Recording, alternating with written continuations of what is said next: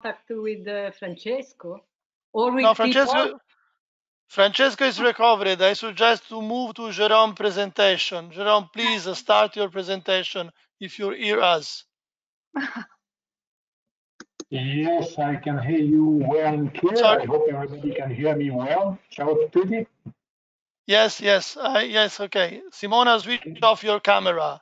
Yes. Only the speaker switch on the camera. Apologize for the inconvenience. We know that we are in a trouble situation, so we try to solve it. So thanks, Jerome. The floor is yours, and then start in speaking. Thanks. Grazie And the mille, other for the Giovanni. patience. No problem. Okay, good afternoon, everybody.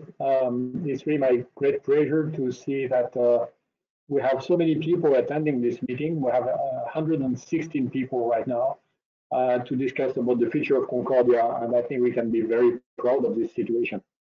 I will give a short introduction on behalf of the French Polar Institute and the PNRA, Italian PNRA, to tell a few words about the current situation around Concordia and what we actually expect from your work. First of all, a few words about the agreements which are in place for Concordia Station. As you know, the decision to create Concordia was taken in 1993.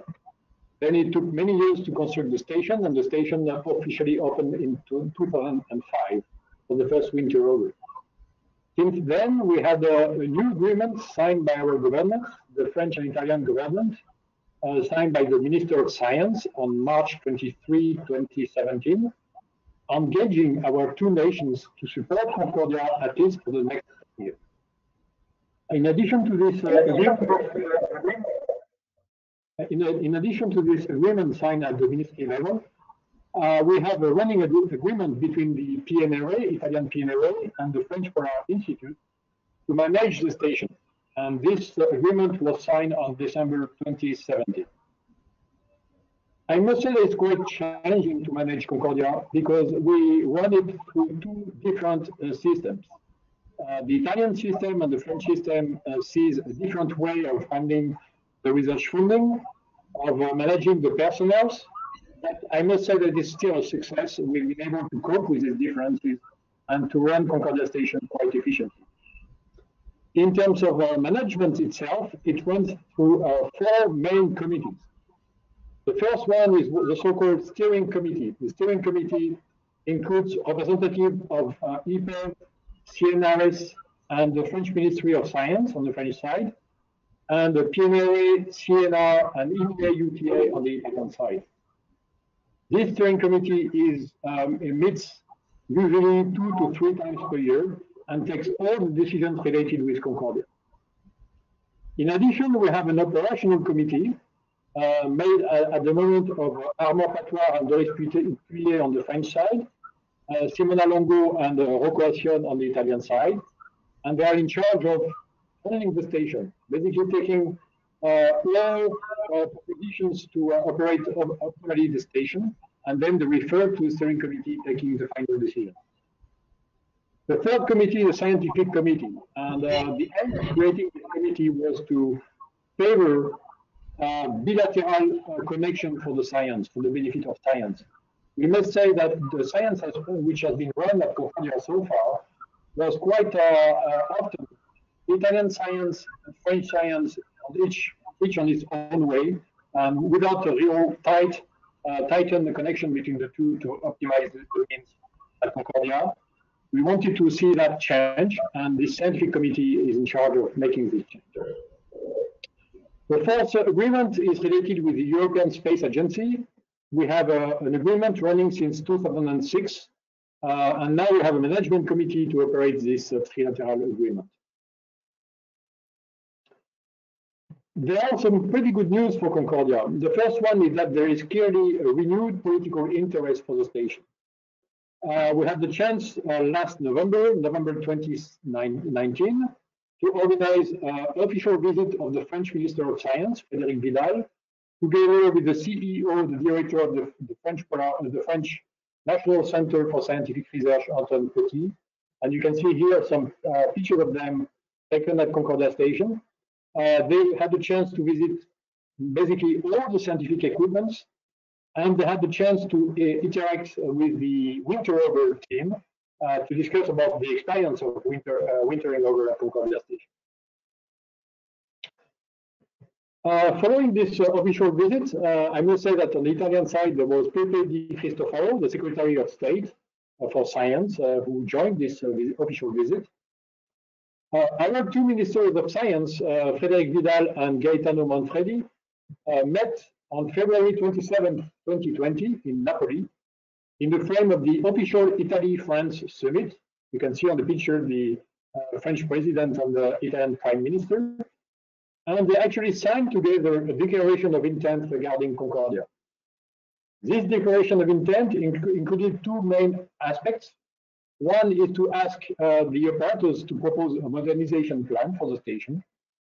The second is their wish to open more the station to Europe and to international collaboration in general, using this unique means in the middle of Antarctica. This was something taking place in February, and since then I'm quite happy to see that there is still some momentum. The Minister of Science, Italian Minister of Science, Gaetano Manfredi, organized a video conference with Concordia on September 16th, 2020. And this week, actually on Thursday, we will organize a video conference between Concordia and our French Minister of Science, Frédéric Vidal. Following this request from our two ministers, our operational teams have been working quite hard on a modernization plan for the main infrastructures of Concordia. It refers mostly to the life architecture, life infrastructure. At the moment, they are working on five main aspects. One is to build a rescue camp for the winter over staff. As you know, if something bad happens at Concordia during the winter over team will have to rely on the summer camp for survival, and it's not really an optimal solution. So you see here a design of how this rescue camp could would appear when it will be built. In addition, they work on a new sanitary module for the summer camp.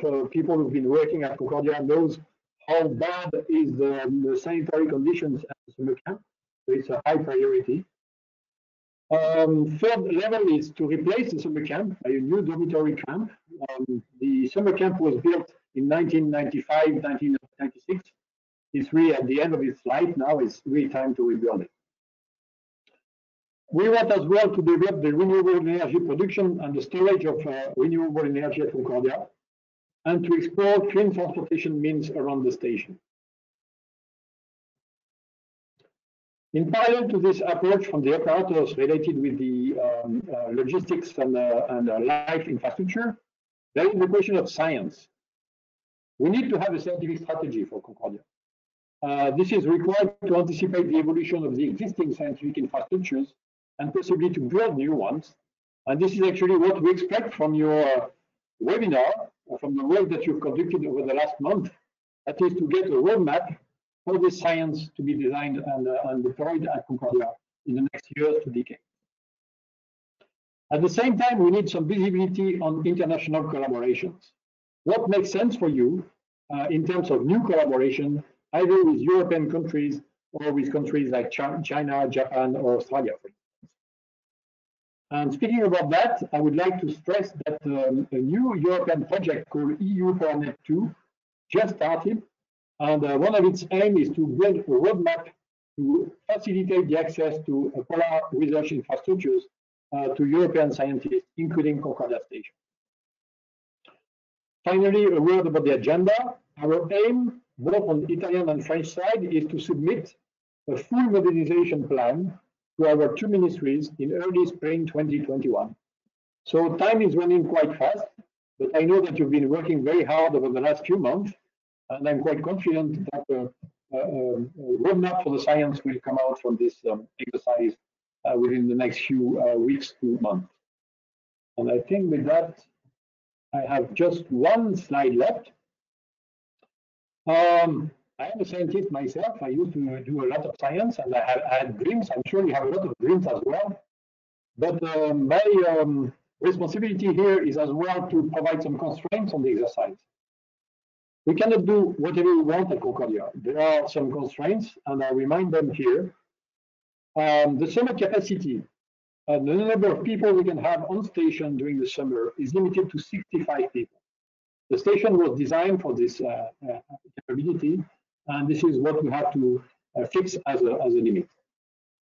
We don't foresee any increase in this capacity because increasing the capacity in terms of dormitory in the station means more flux of people, and more flux means more cost. And our ministries at the moment are not considering to increase the cost of Concordia. Second constraint is the power supply. At the moment, we can rely on about 150 kilowatts of power available to run the station and to run the scientific equipment. We don't foresee as well any increase on this aspect, because that would mean an increase in payload on the logistic traverse, possibly an increase in number of traverses, and that comes with a cost and with limits in terms of agenda as well. Thirdly, I would like to remind you that Concordia has some commitment on long-term observatories, both from the French and from the Italian side. And we are committed as well on large projects. I will take the example of Beyond Epica, making that the resources of the station will be mobilized for quite some years to support such large projects. The fourth point is that going through large overhaul projects for the station will have a temporary impact on the room for science. So expect in the next few years that we will have to reduce the number of scientists on the station for a given season because we have to go through a major rebuilding activity. There are some paths worth exploring to, however, to make that Concordia can still support a lot of science. One of them is to improve the potential for intracontinental transfer so that people could stay for a shorter time at Concordia instead of the long stay that we have right now because of the limited airborne support. And the last aspect is, of course, that any science relying on the more automation for data acquisition will not increase the burden on the station. So we very much encourage you to develop science where increased automation can be pushed for. I think I'm done with this, and I'm ready to take some questions if any.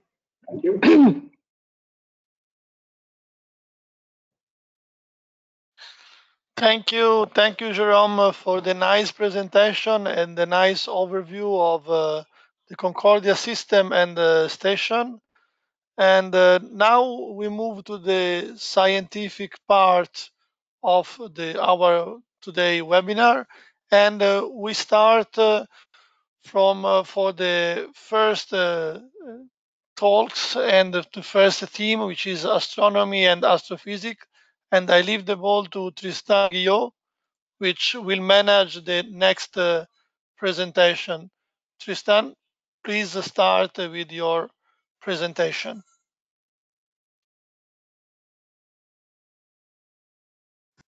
Hello.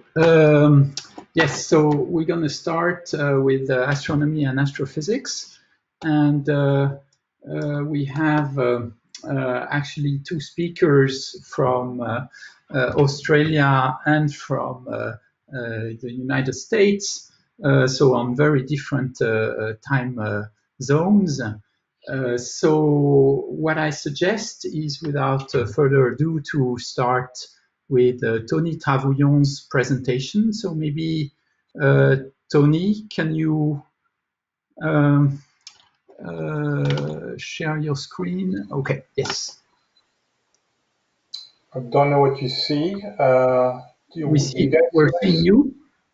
You see me, but can't share my screen. It says, become the presenter to start sharing your screen. Somebody needs to allow me to do that. So Francesco, is it possible to allow Tony to? Oh, there we go. Thank you very much. Yes. Done. Okay, so I think, can you guys see my screen now? Yes. Okay, fantastic. So I'll just get started. Okay, so my name is Tony Travolian. I'm an astronomer at the Australian National University in Australia. and I'm also currently the chair of the SCAR AAA, which is the astronomy expert group at SCAR. So I wanted to give you a perspective here for DOMSI, which I guess is a bit personal. And here I'm trying to represent the short wavelength. If you're a non-astronomer here, we'd like to box ourselves into bands of wavelength that really characterizes the kind of instrumentation we work on. So what I mean by short wavelength is basically the infrared and below, so the visible and the UV. So that's kind of what I'm trying to restrict myself to. And then Philip, the next speaker, will talk about anything beyond those wavelengths here. So I wanted to first remind everybody what is the DOMSI advantage, why we are Sorry, actually... Tony, sorry for interrupt you, but we see a very few portion of your screen. I don't know why. We have just a right upper corner of your screen. That's very strange. So, what do you see now? I don't know what you see. now, it's fine. yeah, now it's not in the presentation mode, but it's better than previously. So leave it as it is, because otherwise we see just a very upper corner of your presentation. Okay, thanks. Yeah, no problem. Sorry about this. Yeah, I'll stay in this mode here. So to go back to the reason why we want to go DOMSI specifically. So for astronomy, obviously the long night, the fact that you have a continuous access to the stars is obviously a key parameter here for all of us. In particular, for the wavelength I'm going to be discussing is the fact that if you're in the visible, so from the blue to the red, you have got a darker sky from about a factor of 1.5 to a factor of 4. But then as soon as you go into the infrared, you get to factors of 20s and 40s, darker skies, which means you get basically better access to your stars.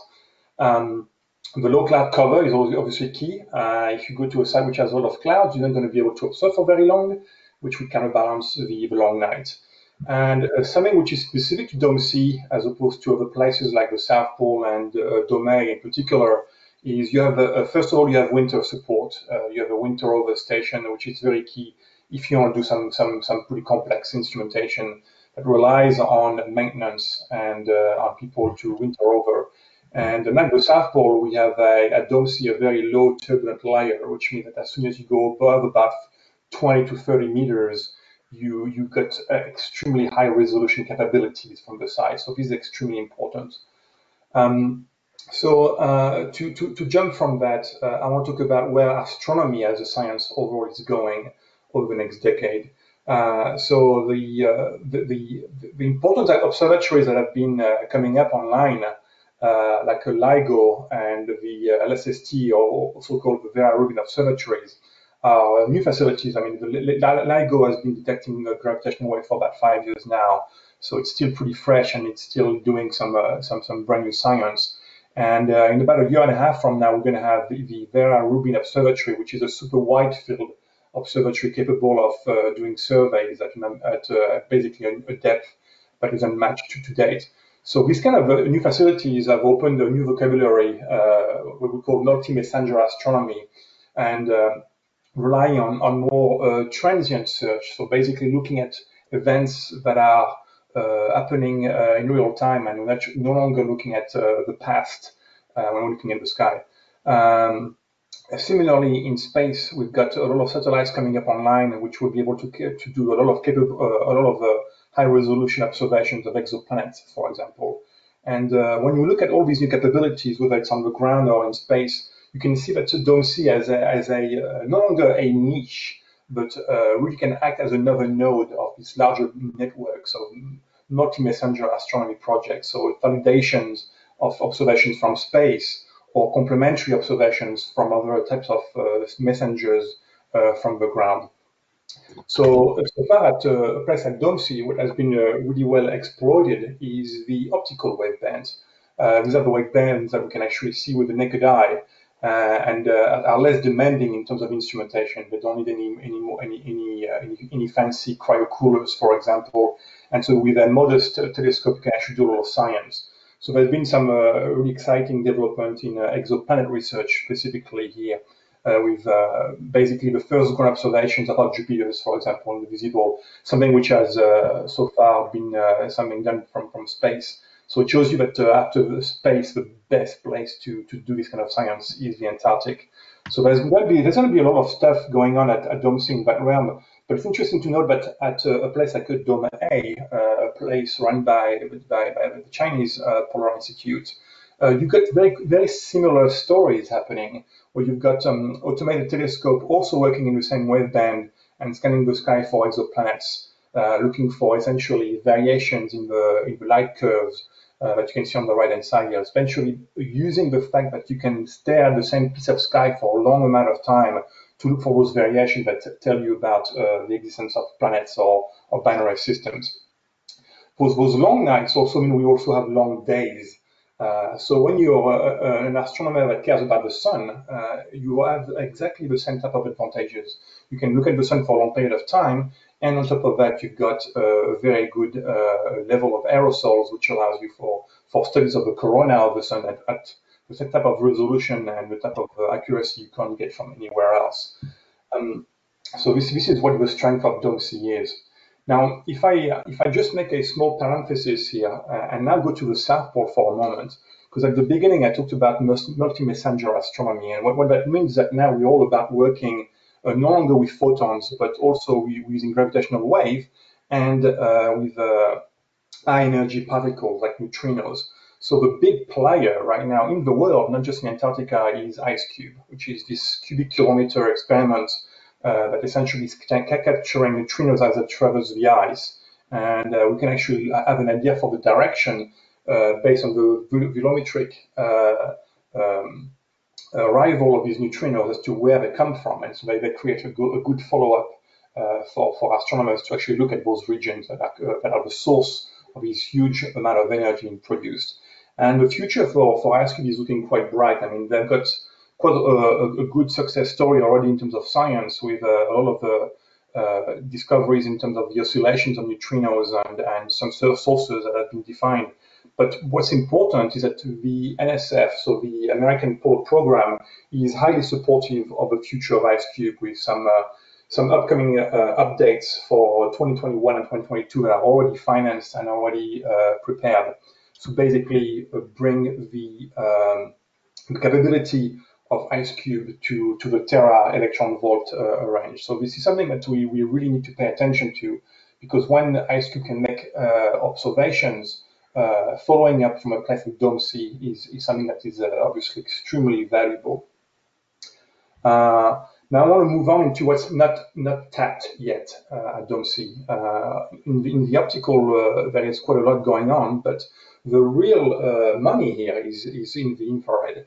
A lot of the discovery space in the galaxy is linked to the fact that there is a lot of dust wherever you look, and this dust is obstructing a lot of events, a lot of very interesting sciences. And so if you move your observations to the infrared, then you can actually look at basically the remaining 99% of the galaxy that you can't see otherwise in the optical. And so on this plot, I have an example of what you can actually see in terms of observation of supernovas.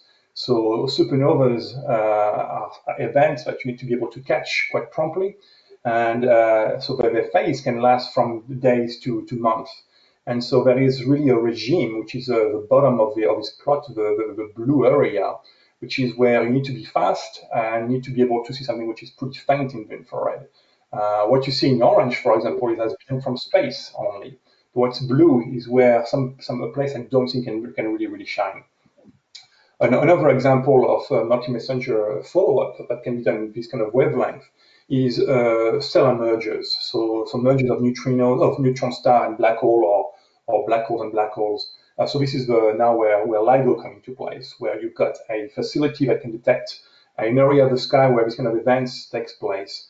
And we've known from those early detection that if you look on the graph on the plot on the right here, is that those type of mergers quickly become more bright in the infrared here. So this is what you see in the 1.2 microns, this kind of peak here, because those mergers basically create their own matter, which is quite opaque to photons. So the idea here is to basically be able to capture those events that are very, very difficult to do in the visible thanks to the infrared capacities here. So a place where DOMSI would really shine. So why don't we do this from space? If the infrared is so key, why don't we just skip the middleman and go straight to space? Well, we are going to space, but typical missions like Euclid and WFIRST, for example, to take a European and US example, they're basically geared for high resolution and observation of specific objects.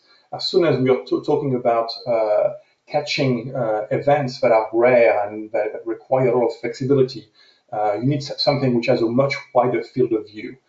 So a telescope which is really dedicated to covering a large period of the sky. And so an example here is with a small telescope I'm working on. So it's a bit of a shameless promotion here. But with a telescope in California, you can actually span a huge coverage of the sky quite quickly. So this is the area you see in the sky here, which typically allows you to look at a large portion of region that LIGO can actually give you for this kind of sources. So we're talking about tens of percent of likelihood to capture the event of those galaxy of these stellar mergers here. So this is something that obviously would be done so much better in Antarctica.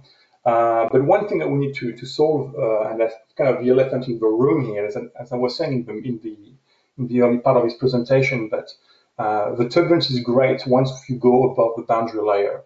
And to really maximize the potential of DOMSI, we need to build, well, this is obviously a kid's drawing of what would be ideal, which is a telescope on a platform of about 20 meters, but obviously higher would be better. And that's something that would really allow for this kind of dynamic studies at really unprecedented speed to take place.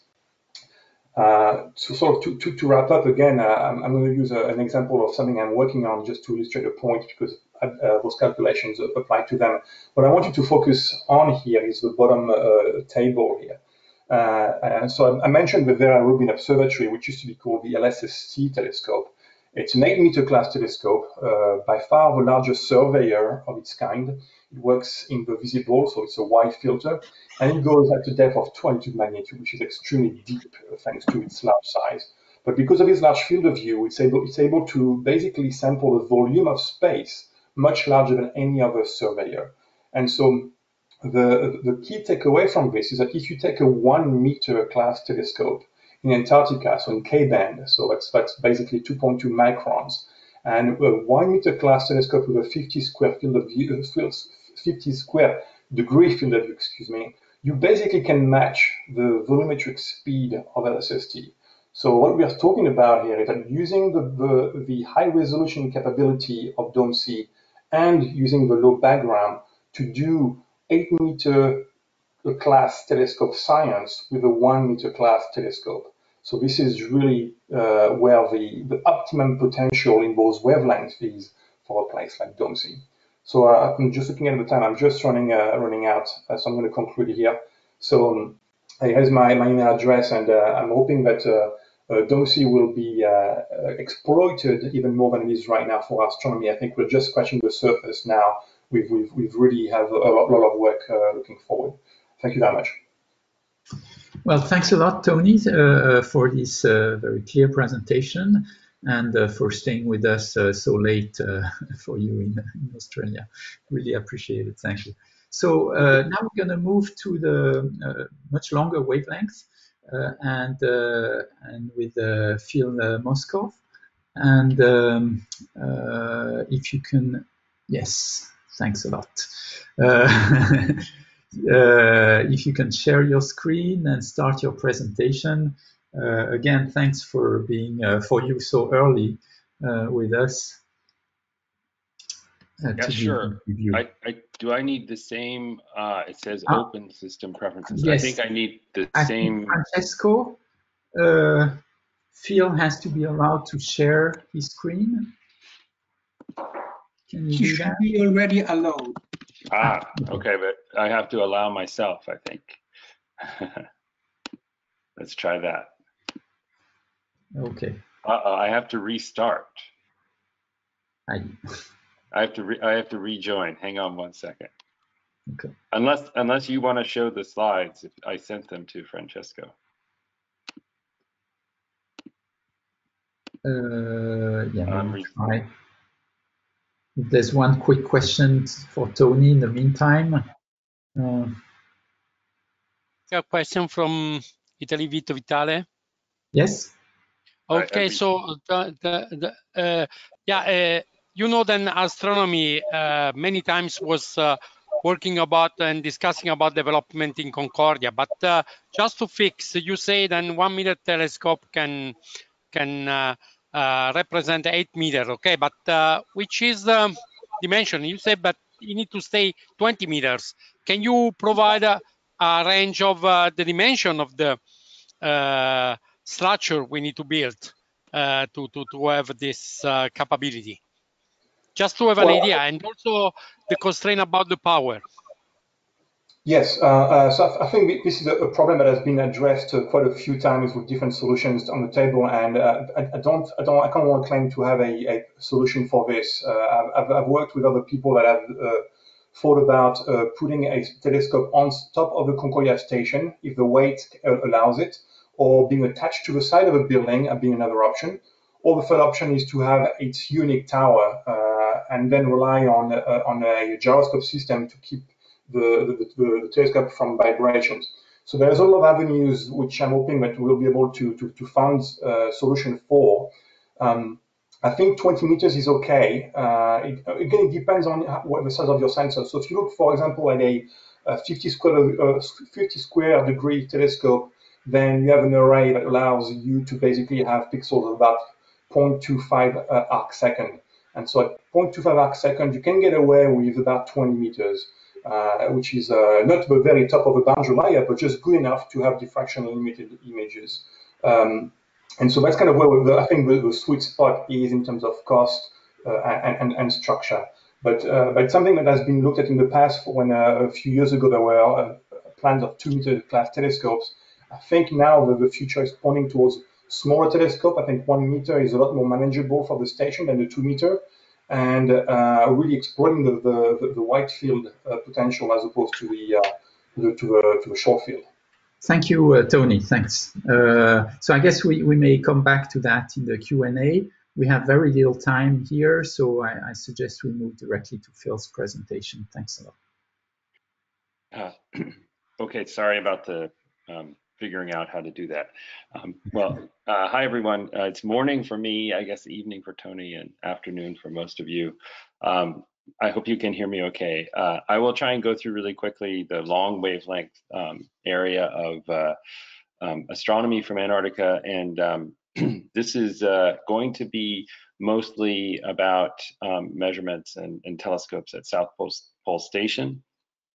And so just as an overview, the reason why I said more than 20 years, this is a picture of me 20 years ago in McMurdo, where we were launching a balloon with a group in Rome. And this is going to sort of just be a summary and an overview of the fact that in the last 20 years, there's been a lot of development at South Pole Station, mainly in the area of millimeter wave telescopes for studying the cosmic microwave background.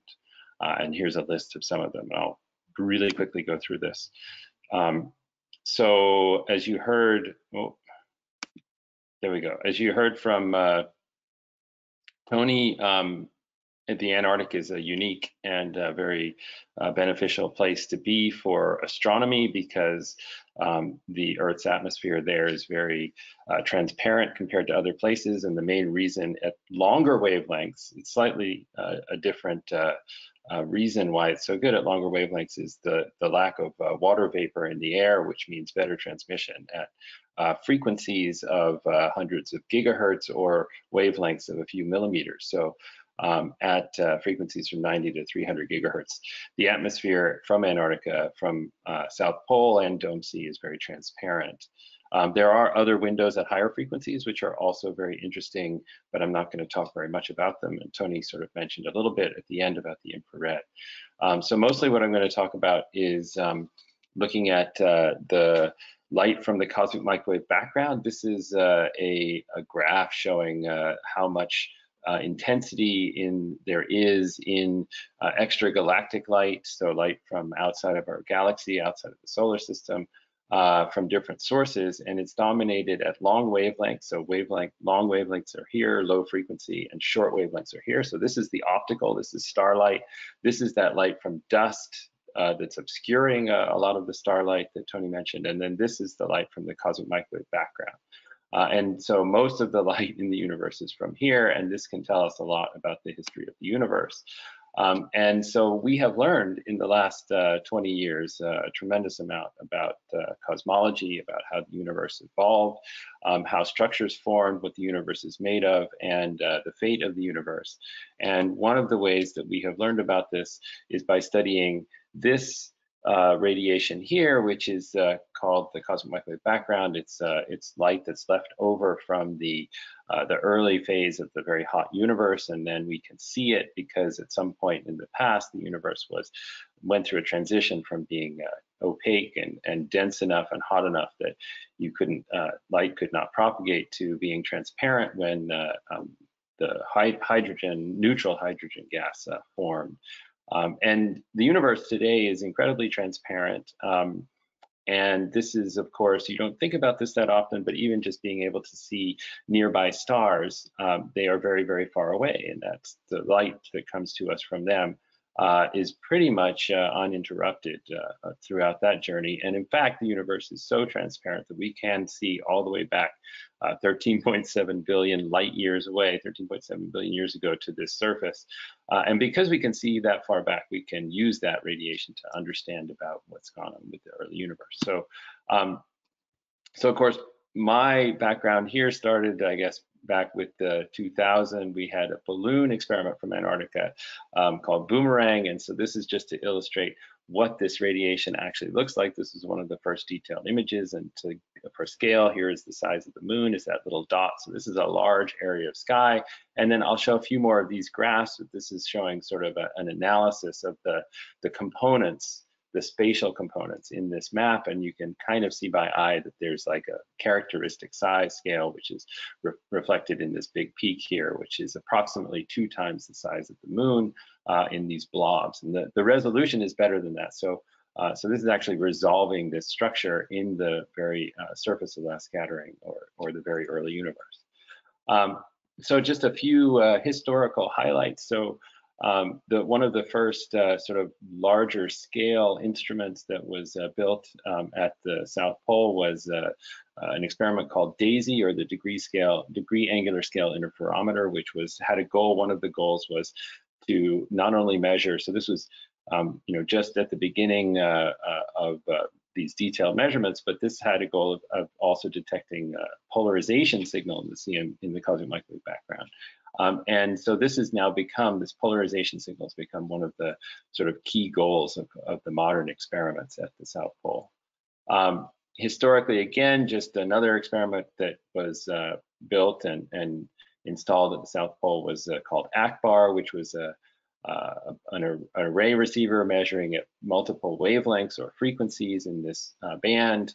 And what you can see here is a composite of the WMAP satellite measurements of the cosmic microwave background, plus these boomerang ones from the balloon. But then the ACBAR ones points extend, way far down here. And so what this is showing is that what we can do from the ground is unique, or is complementary to what's possible to do from space. And the main reason is that you can get better angular resolution, but also you can get other things, as I'll show later on. So this is kind of a summary of, again, from the US point of view, what was going on in 2004. And so what you see is, I already mentioned ACBAR, DAISY, and then there were these new experiments called BICEP Quad, and then there was this SPT, which stands for South Pole Telescope. So in terms of funding that was going into astrophysics at the South Pole Station, there was quite a lot going into these different millimeter wave instruments. And then, as we've already heard, there were other experiments in this multi-messenger area. So this is kind of a snapshot of 2004 NSF funding. And then after that, there were a bunch of experiments that were built and installed to measure polarization of the cosmic microwave background. One of them is called Quad, which was Quest at the DAISY. So this is on that mount that was built by DAISY, and there was a 2.6 meter telescope that was put there that operated until 2008. All right, so this has already been mentioned, so I'll go through it really quickly, but there's also this multi-messenger astronomy. So neutrino astrophysics has been funded now at the level of about $10 million per year to continue, and Tony mentioned this, so I can skip through that. The cosmic microwave background side is currently funded at a level of about $5 million per year, and so this consists now of mainly two different observing efforts. So one, and I'll show a picture of in a minute, is a 10-meter telescope that was built and had first light in 2007 called the South Pole Telescope, SPT. And then the other one is this BICEP Keck collaboration, which is a set of smaller telescopes that are have been operating again since 2007 and measuring cosmic microwave background polarization at larger angular scales. In addition, the U.S. National Science Foundation also co-funds and supports the ballooning program. So this is a NASA program, and there are balloons that are launched from McMurdo that also do astronomy from Antarctica. The South Pole Telescope I mentioned has been operating since 2007. It's had several different receivers. Here's a picture of it. And this telescope has been generating lots and lots of science images of the millimeter wave sky that have been used to understand a lot about cosmology, galaxy, and galaxy cluster formation over the years. One of the highlights is that the South Pole Telescope is used and is a key member of the consortium that makes up the Event Horizon Telescope, the EHT, which many of you may remember came out with a measurement of the imaging of the central black hole, or the accretion disk around the central black hole of the galaxy of M87 a few years ago. And so this was done with the help of the South Pole Telescope. Additional measurements could be made from other telescopes in Antarctica, which would improve the signal to noise, the sensitivity, and also the imaging quality by adding baselines. So this is an opportunity for international collaboration. Another thing that's been done is with these BICEP arrays. There have been a lot of CMB observations, and with the South Pole Telescope, this is just another picture of these. And so the plans going forward for BICEP, that they have a plan to mount even more of these small telescopes. This is the typical size of one of these things. So this is something that pretty easily, there could be versions of this at Dome C, and these are just operating automated over the winter, taking data all the time and integrating down on the cosmic microwave background anisotropies. I've mentioned the balloons, but I'll skip over that. So one also proposal that I know of, and this is sent to me from the group at La Sapienza in Rome, is an experiment to try and measure the spectrum of the cosmic microwave background. So the next frontier in cosmic microwave background measurements is measuring the spectral distortions. And these can tell us about physical processes in the early and late universe. And this is a proposal, or this is an instrument I think that is going to be mounted at Dome C, and we'll use detectors called kinetic inductance detectors and fast scans that are fast, and elevation scans to separate atmospheric emission from the brightness of the sky and measure the spectrum of the cosmic microwave background to better accuracy than has ever been done. And so I'm going to stop there. And these are just slides that I have, and this is just a picture of someone that I worked with in the last 2 years in Antarctica underneath the balloon payload. So I'm going to end it there.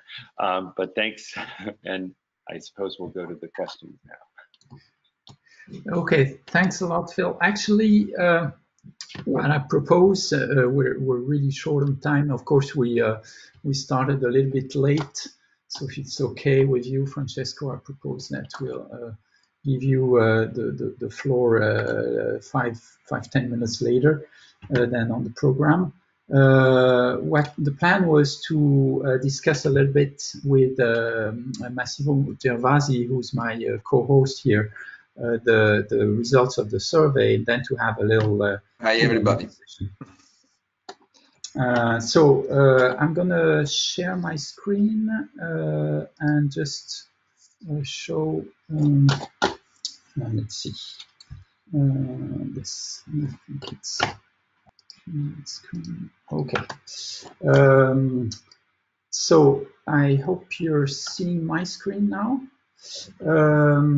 So this is my part of the survey, and Massimo will take care of the other part of the results. Showing that with PDF. I hope you can see everything. The first kind of responses we got were for long duration observations. It's really my field, I must say. So where the advantages of the site are clear, we have long winter nights, excellent weather.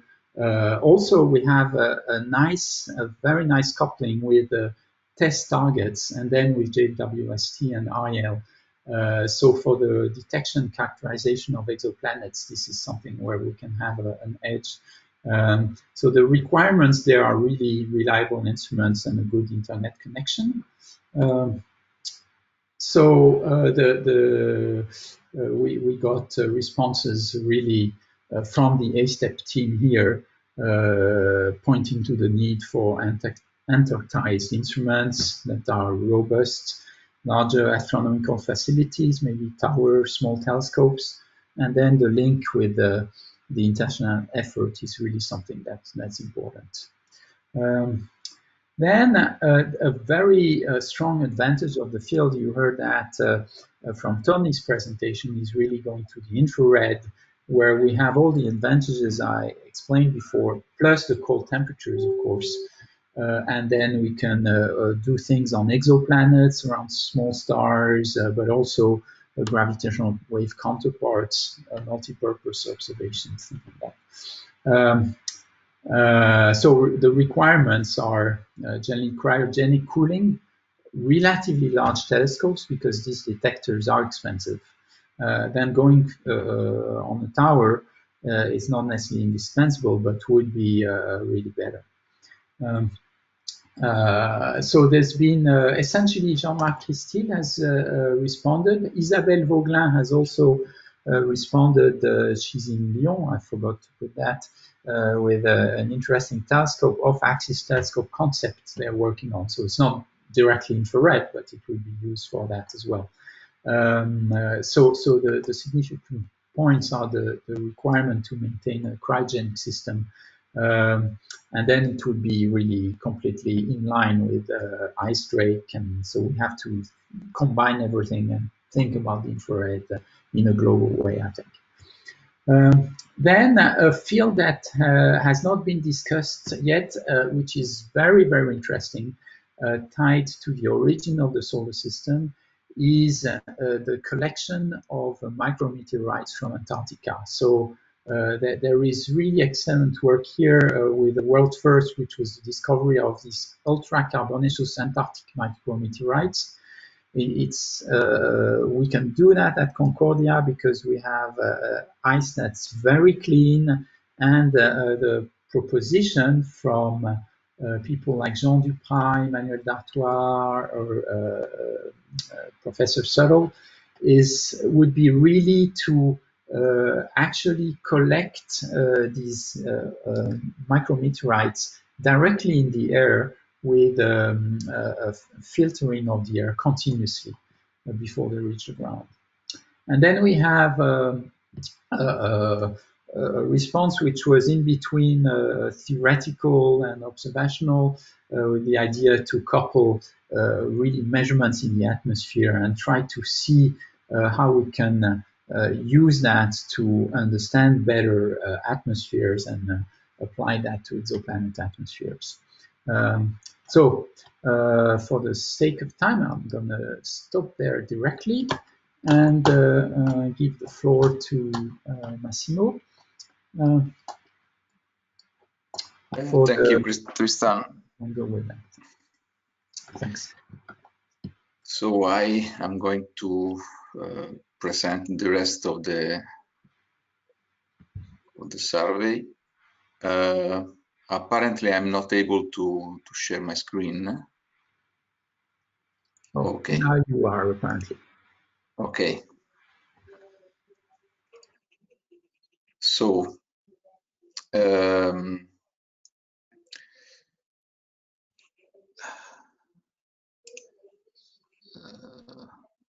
let me.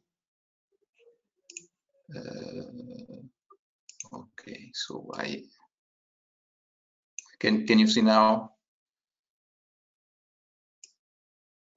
Can you see my screen? We can see your screen. Yes. Yes. Okay. Okay. So I will start. Let me first thanks Tony and Phil for their presentations, and I will start the field.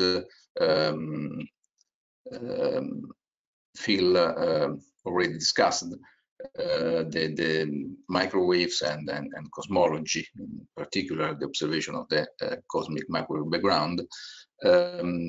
Antarctica is one of the best places to observe the CMB from the ground,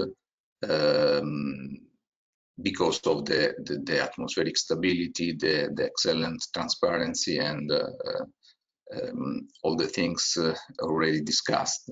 From the Antarctica, we have also the opportunity to observe from the ground at higher frequency in comparison with other sites. But the place is not so so simple to manage, so we need a quasi-automatic operating instrumentation, in particular for the winter time, where the possibility to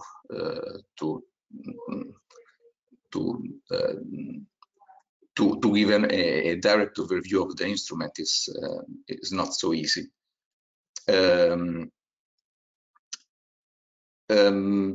For CMB observation, usually there are not so big telescopes because there is no major needs for angular resolution.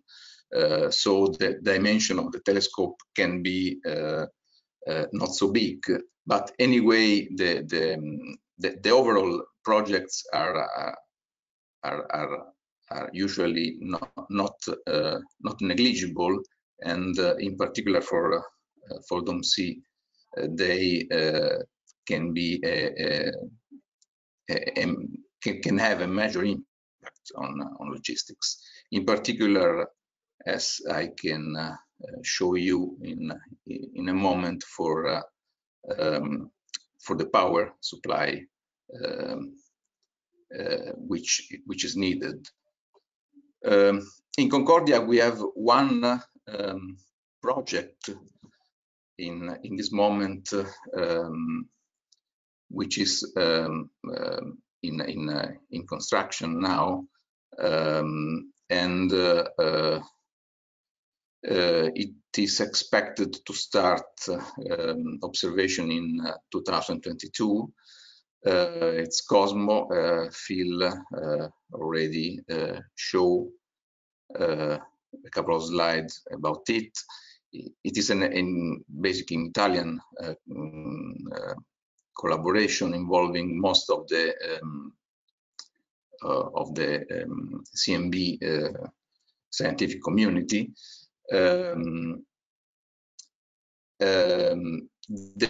The major impact, as I told you, is the power required. It needs 10 kilowatts for the cryo generator, and part of this heat can be, of this power can be recycled to heat the lab also. The overall project can be installed on top of an ISO 20 container with the part of the instrumentation which can be can stay inside the ISO container itself.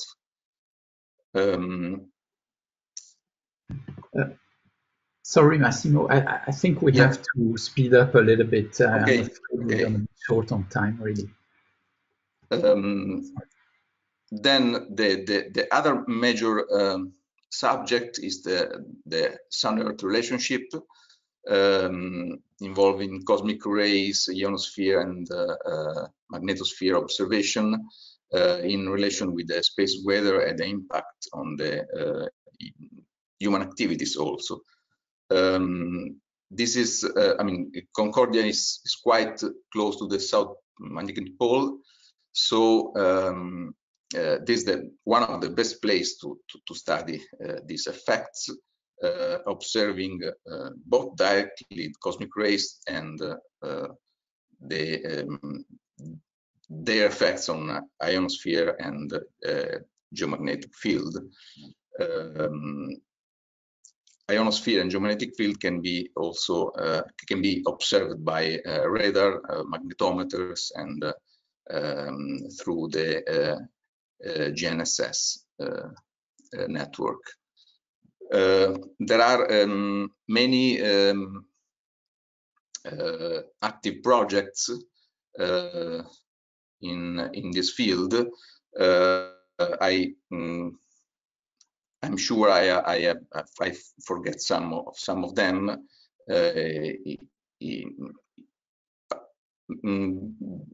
Among these, Super Darn is a big installation, and it needs a seasonal maintenance, in particular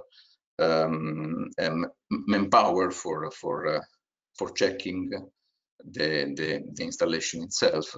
The other projects are less impacting on logistics. Let me go through other projects. Tony already mentioned ESCAPE, which is a project for the observation of the inner corona of the sun. It's already worked in the past years and is expected to continue for the next. And the solar observation, the direct observation of the sun is another topic which is important in Concordia, because there we can have time continuity observations, in particular for a phenomena which time evolution. Let me also mention some activities proposed by a couple of scientists for astrobiology. These are activities from the point of view of the instrumentation, which are typical activity for biology, but is important for astrobiology because the place is quite extreme, and study of microorganisms in this place can be useful for have an idea of what happens in space for microorganism itself. I think I have finished, so I can interrupt the sharing. Thank you, Massimo. So I think we can switch to the Q&A. I don't know if there's questions. What what struck me in Phil's presentation is the budget, I must say, for South Pole, which is for astronomy alone equivalent to the whole budget for the whole base at Concordia. So I'm wondering where to go actually when we have to decide between a lot of smaller experiments or one that is as large as we can do. Like, should we aim for small telescopes or many experiments, or a slightly larger one? Are there possibilities to bring in some additional sources of funding? That's something that's that could be quite important.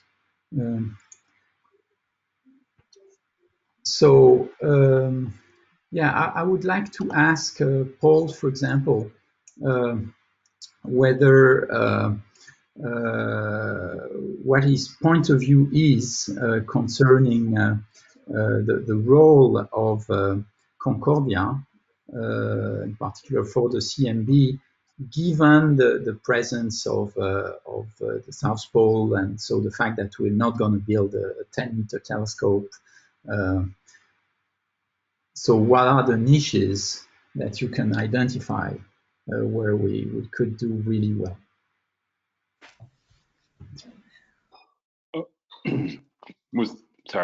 That was for me? Yes. Yes. So I also was struck by the budget, and it was interesting to me to review that. And obviously the budget has been dominated for South Pole by the construction of the South Pole telescope, which is a 10-meter telescope, which cost a lot of money. The cost for the smaller bicep type instruments that I showed at the end is significantly less. And I suppose the opportunity really for CMB that's coming up is there's this new project called CMB S4 Stage 4, which is the next stage after the South Pole Telescope and BICEP Keck instruments, that is currently being planned by the US community, NSF and Department of Energy. And that is open to international collaboration. And I think there's plenty of opportunity for adding small stations, for example, like those BICEP instruments at Concordia.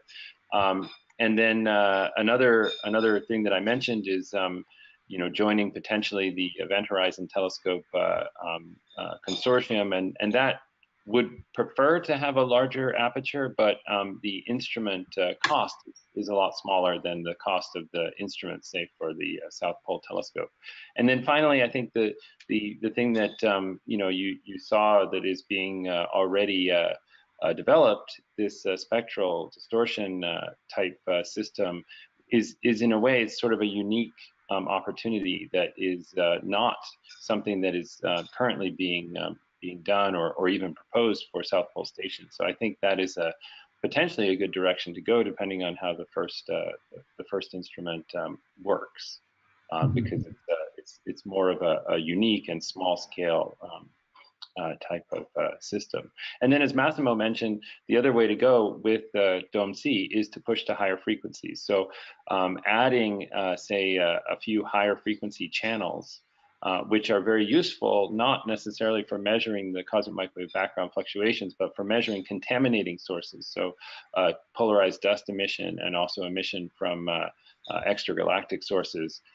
That is something which, with a small scale effort at Concordia, could potentially have a big impact on, say, CMBS4 and the current measurements. Okay. So I would like to give the opportunity to others to ask questions, maybe on the chat or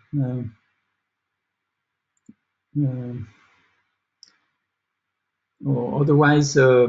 I will ask Tony about the possibility of going to the infrared, and we've had we tried with ERA8 and ITM. bit unsuccessfully so far, I would say.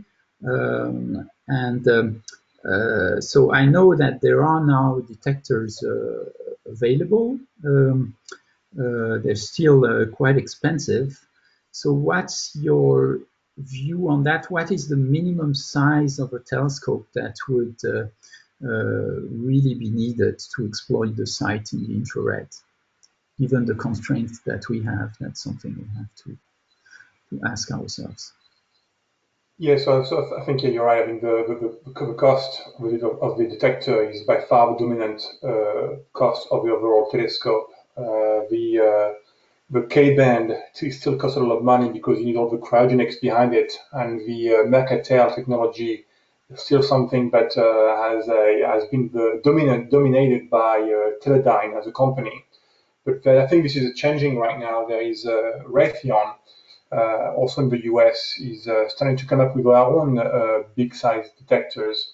And there's a few smaller companies that are offshoots from Teledyne that will, in the near future, drop those costs. So I think we are at the point where we know the cost is going to go down significantly over the next few years. So I think getting ready now for this time we can actually afford those detectors. In the case of the project I'd like to push forward in the future, it's called IceDirect. We need basically an array which is about 20 by 20K detectors. So the current cost of detectors, we're talking about $10 million alone on detectors. But in 5 years, it looks like it could be as little as 3 or 4 million.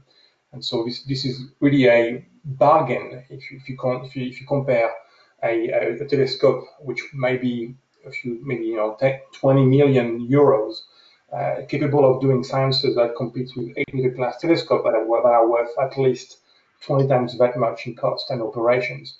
So I think it is now the time to think big in terms of the infrared. What I want to be, what I really want to state though is that I think what we heard from the Domsi presentation earlier is that the logistics is still quite limited. And so we still have to build telescopes as if we were building them for robotic operations. We still have the access to maintenance in the base during the winter, but we have to plan for basically an automatic telescope that can operate on their own, doing surveys and targeted opportunities completely automated. I think if we do this and if we think like this, I think we can reproduce the kind of telescope that already exists everywhere around the world and basically grow another node that will belong to DOMC and specialize in this wavelength, and learn the experience we've had in those type of telescopes already. Okay, thank you, Tony. So there's just a question about the collection of micrometeorites from Martin Suttle, whether it's continuing. To briefly answer, because of COVID, of course, not this year, but I believe that Jean Duprat and his team are indeed planning to go back. And I agree that the contributions to the community have been immense. Those are really super interesting objects. And this is something to continue, I would say. Okay, so we've been working on a document. I'm not going to show it here. So with Massimo, we've made progress on that, but I guess this is something we will either discuss at the end of the meeting or circulate afterwards. And so what I propose is to give back the video and everything to Francesco for the next session. Yes, thank you. The next, Yeah. please, Giovanni, please. No, Francesco, it's the same. I wish to thank Tristan and also the presenter that are able to wait or have an early wake up this morning to speak with us. So really appreciate, and the conversation and discussion can continue with the forum for this topic as the other. Francesco will explain at the end of the seminar. So I leave. We move to other from the star. We move from the sky. we move to the Earth, to the glacier. I leave the ball to Carlo Barbante, which with Kat Ritz coordinated the effort on glaciology, and have a very nice speak on from Massimo Frezzotti. The room is yours, Yeah, Carlo. thank you, Giovanni. I hope you can hear me. I'm sharing this weight with Catherine Ritz and Didier Swingito, and I'm not going to say too many things right now. I'm just want to tell you that glaciology and paleoclimate is the theme we are dealing with.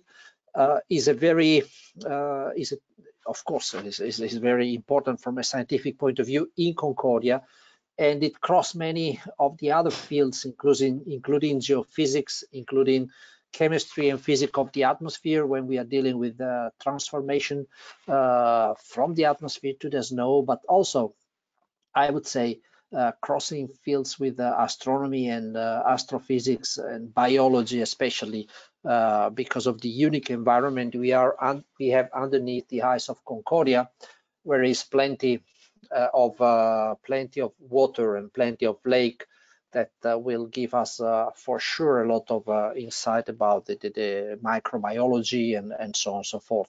So we did ask Massimo Frezzotti to give an overview about the future of Concordia from a paleoclimatological and glaciological perspective. So Massimo, if you are there, I will give the floor to you, and thanks for accepting this heavy burden that we put on your shoulder. Thank you, Massimo. Yes, thank you. Someone could be, thank you.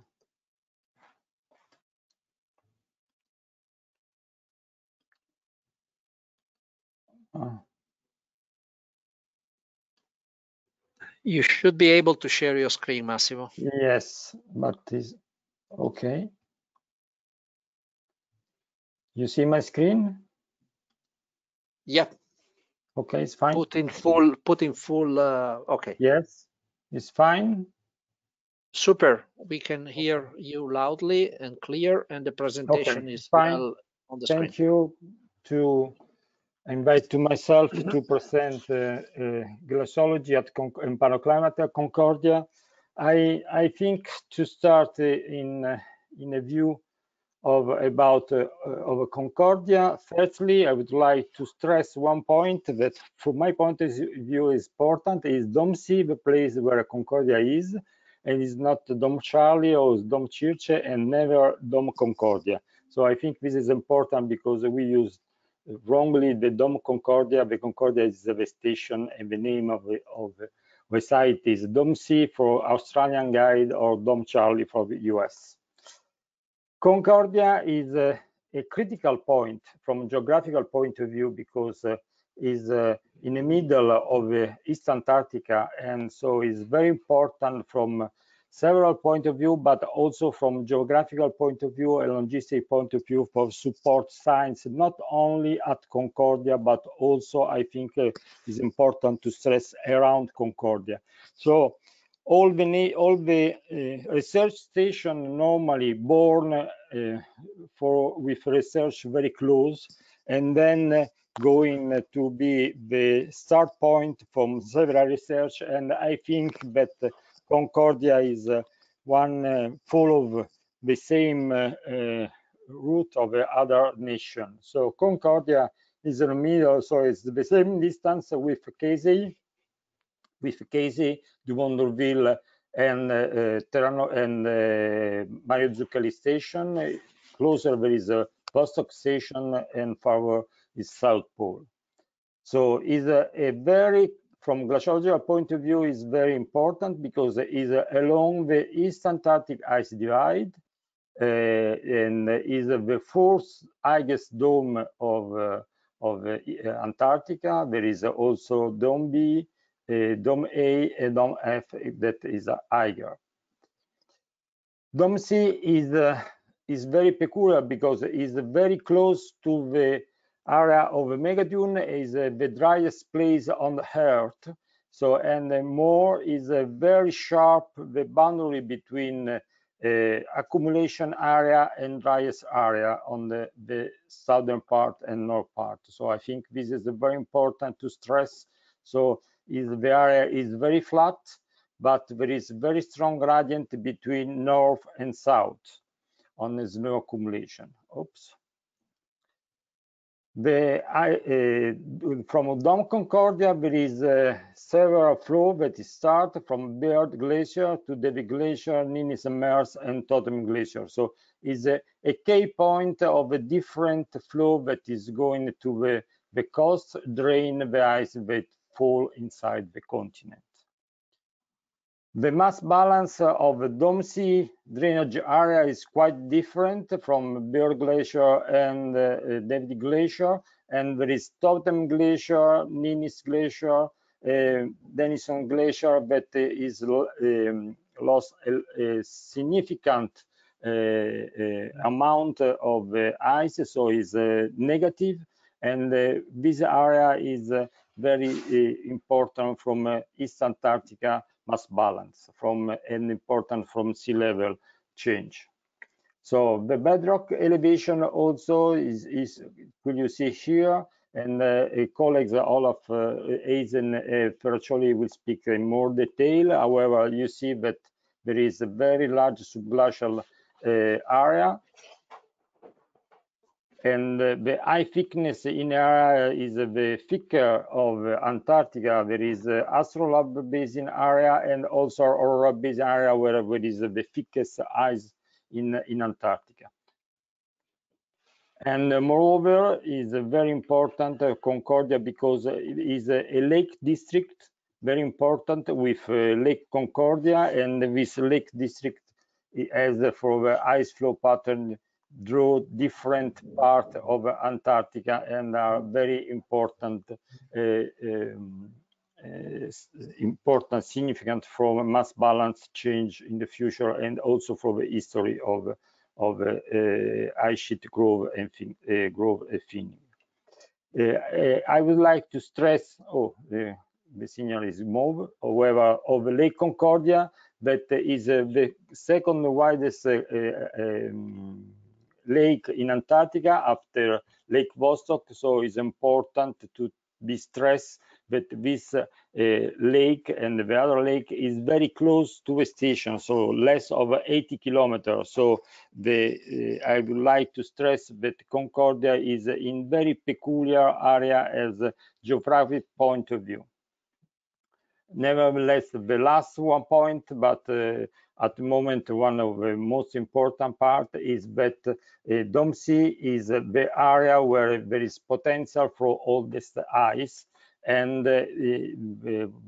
one of the important things is that the Dome Sea is the only station close to this potential area. So the other station like Vostok is far from a potential along the ice divide. Dome is still not working for a winter over, and Dome Fuji is not winter over, and the Japan station should be still restart.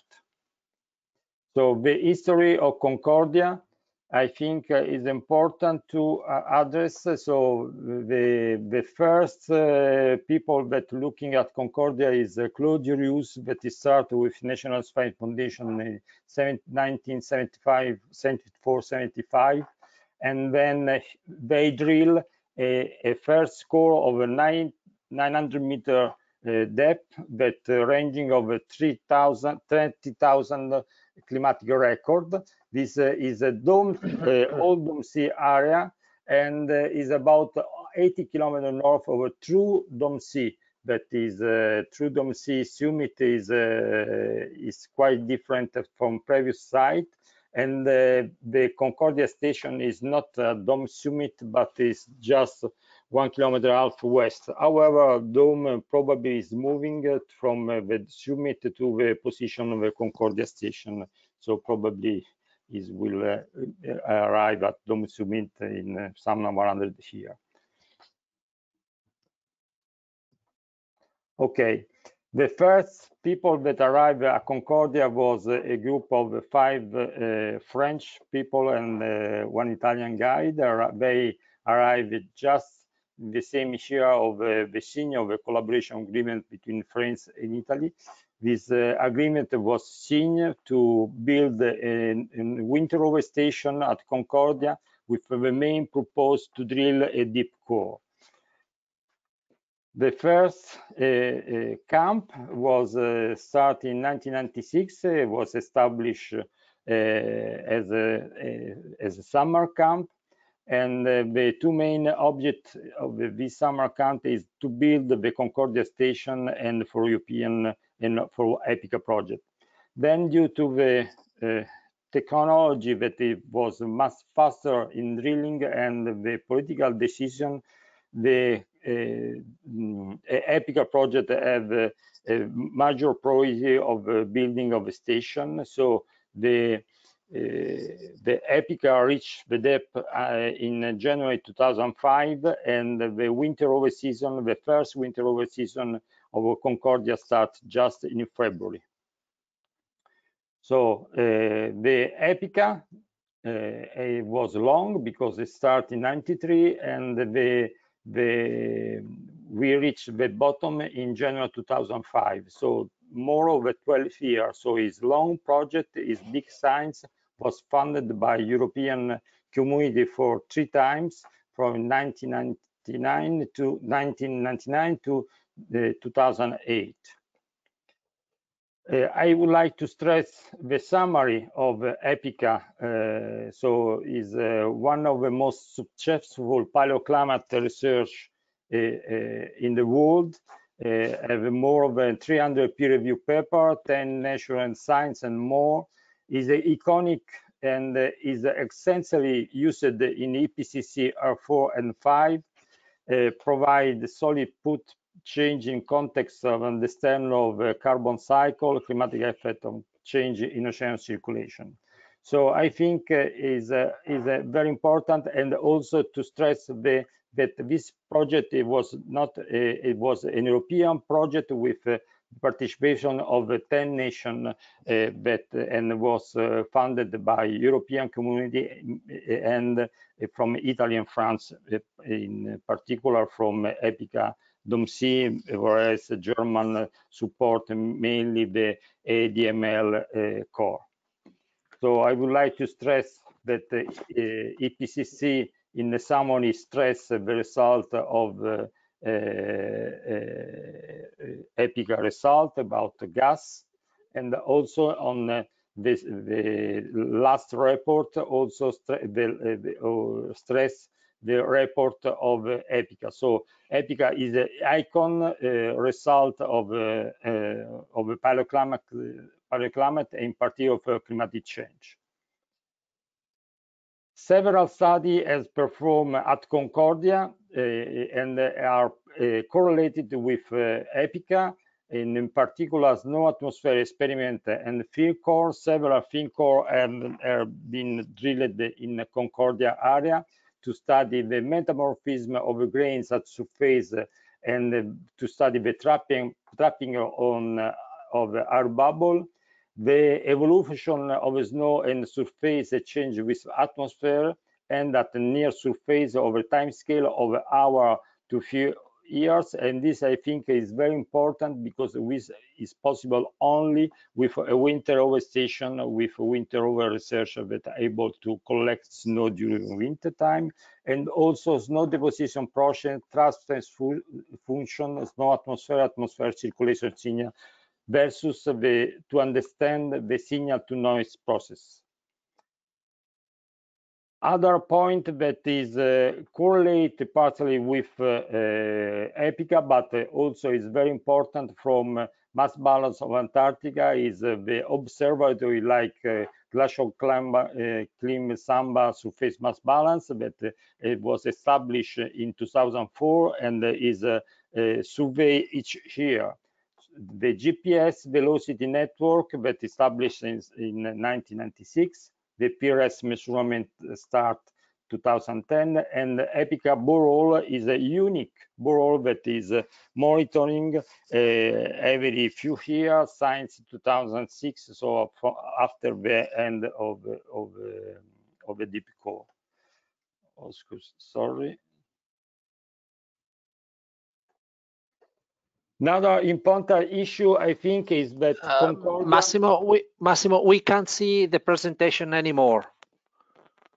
Why? I don't know. We see you, but not the presentation now. I was just made presenter, so something. No, someone told me. Olaf, you made. Remove the. Olaf was the intruder.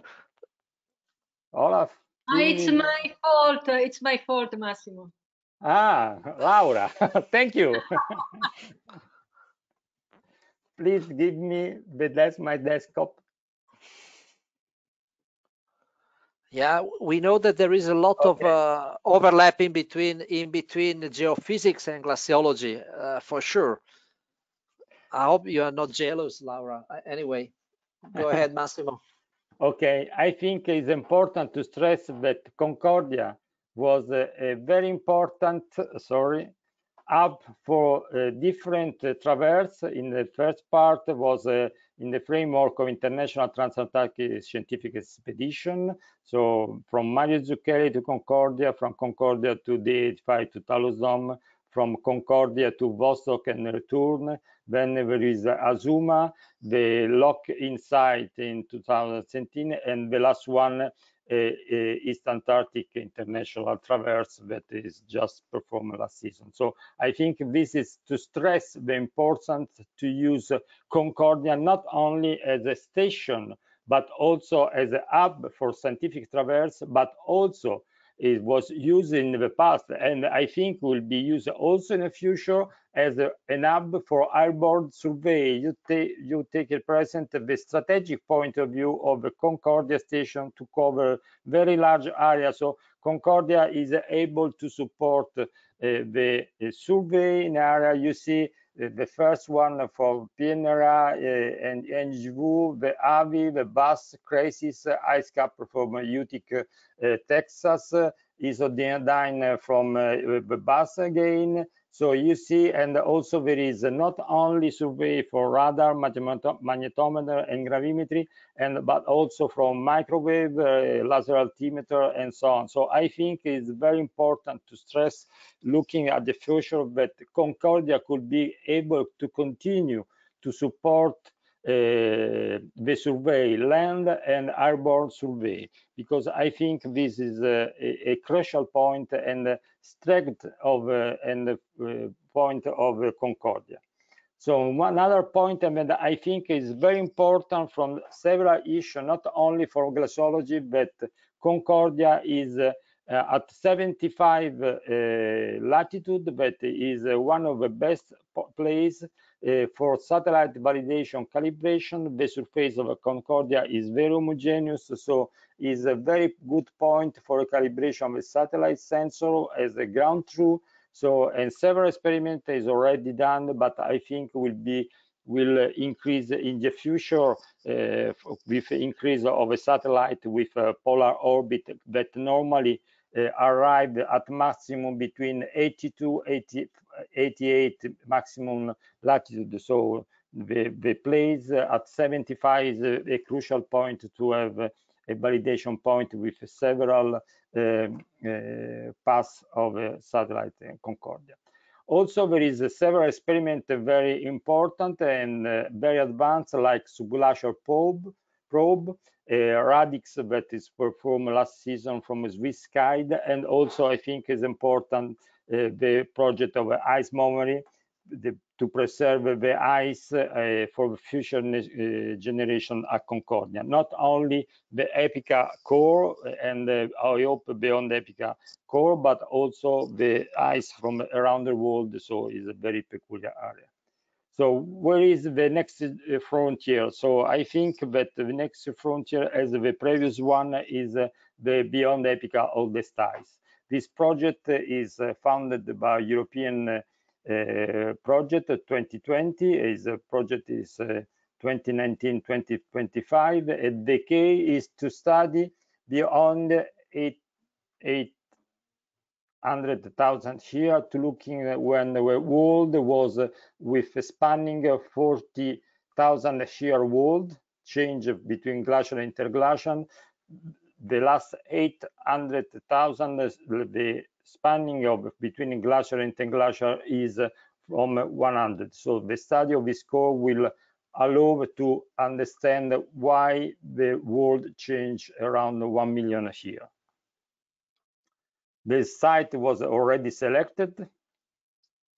This is the program that is already shifted for 1 year due to the COVID. So we expect that to drill up to the depth in the first phase 2024, but now we move for COVID at least 2025. But I think as for EPICA, the study will be continued for a long time, at least for 10, 15 years from now. And there is strong interest from other nations due to the unique point with significant support from logistics, and there is declared collaboration with Australian Antarctic program to drill also a little Dome C, but also Korean have interest to move close to Concordia for a deep drilling to looking for all the stars. This is the present Little Dome C camp. So this is the drill tent, this is the module, and this is the tent. So the camp is more or less at the beginning, but will be developed in the close future. So the last one, I think the frontier in a collaboration with international collaboration will be Concordia Subulation Lake, because this project has from beyond EPICA request very important support international joint research initiative. Thank you for your attention. Thanks, Massimo. Very well done. I think before moving on with the Q&A, I would think we can make a resume of the survey which has been done, and I can do it right now. So I think I have to share my presentation. Well, this is me, yes. Wait. Share screen.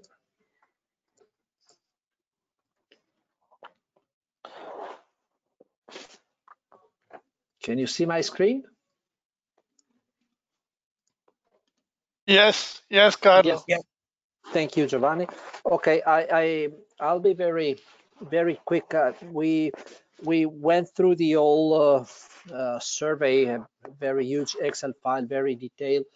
About 38% of the answer from the scientific community were addressed to paleoclimate and glaciology, or something which could have been dealt with within the paleoclimatology and glaciology. So there were quite a few interesting things. Among the things we want to remind is that Concordia is really a unique place for paleoclimatic and glaciological exploration.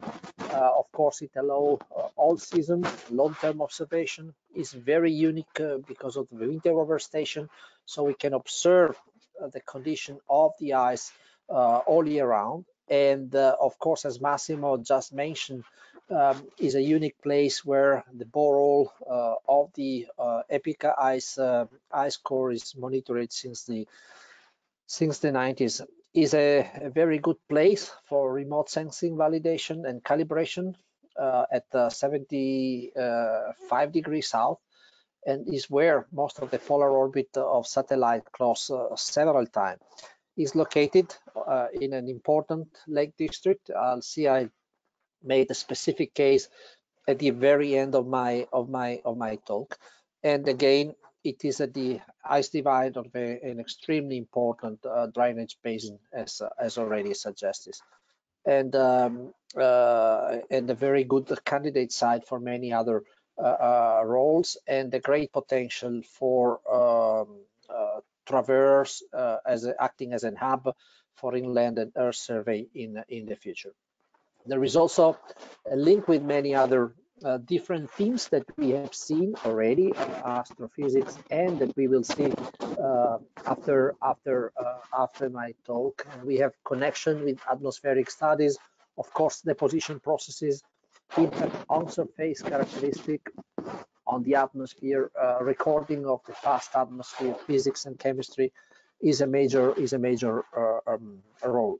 We have to underline that most of the tools to study the ice are in general very close to those of geophysics indeed, and the interface, the ice bed interface, are really belongs to both topics. And also, if we do an array of holes, shallow holes can be also used for seismology studies. I mentioned already astrophysics, including meteorites. I think that there was a question before, microbiology and exobiology, cosmogenic isotopes that are all interlinked with that. And often logistic requests are very similar. So we need a hub for traverse, remote camp, and so on. And also observation and modeling, observation in the ice and modeling are reinforcing each other on these. So to make a long story short, we had a bunch of let's say requests or a wish list that we compiled out of this survey. There are studies in the snow, including observation of snow physical processes, satellite calibration and validation, with especially regarding the albedo and the roughness of the surface and the state of the surface. Accumulation is another, and accumulation processes is another interesting things that came out and emerged from the survey. And of course, other deposition processes and how those are linked with the composition and physics of the ice, including water isotope, cosmogenic isotope, chemistry, and chemistry transformation under a very peculiar environment, such as those of Concordia area, with a long summer, let's say longer light period, and then a long night. And all that can be very useful for understanding the physics and chemistry of the ice, can be, of course, very important for the ice core studies as well. And I already mentioned micrometeorites and microbiology, which has been underlined by many of the answers to the questionnaire that has been sent around. And then for all that, it is mandatory to have a clean area and a clean transportation. If you look from a satellite imagery, the area of Concordia is not longer that clean as we found 30 years ago. And then specific request about the sampling and monitoring, with including automatic station. Firm studies are incredibly important to understand the processes behind the ice core interpretation, especially looking at how gases diffuse on the topmost layer of the ice sheet, especially including the interlinking between the gas age and the ice age. This allows also to reconstruct the recent history of various gases which are entrapped into the topmost part and then into the ice. That would be very important also to look at with system that pumps air from the firn at the surface. Of course, ice studies are incredibly important. They are related again to ice core interpretation, and of course also from a physical point of view, very fundamental to understand the behavior of the ice. Of course, I think that Olaf will underline that how these radar and seismic studies will be extremely useful to understand the ice core interpretation data, including ice dynamics, including diffusion of heat and thermal properties, fabric of the ice, and mechanical experiment.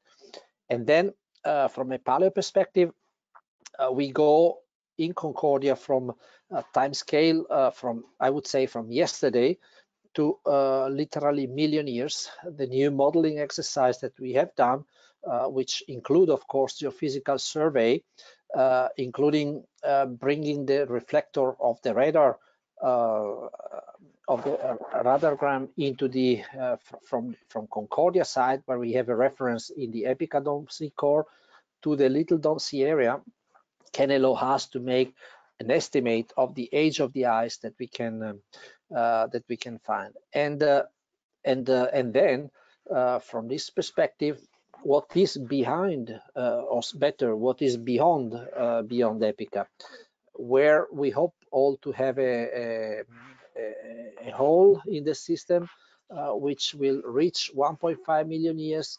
We definitely also have a open hole that can be used, for instance, to replicate core.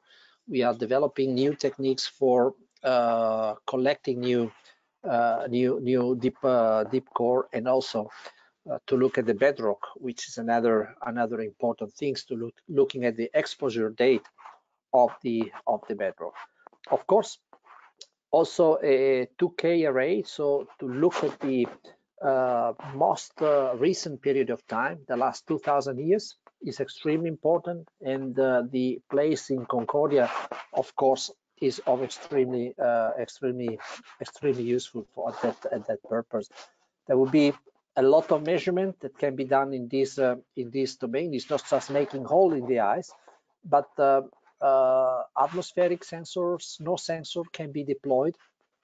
Also, ultimate sensors with low-cost sensor, especially.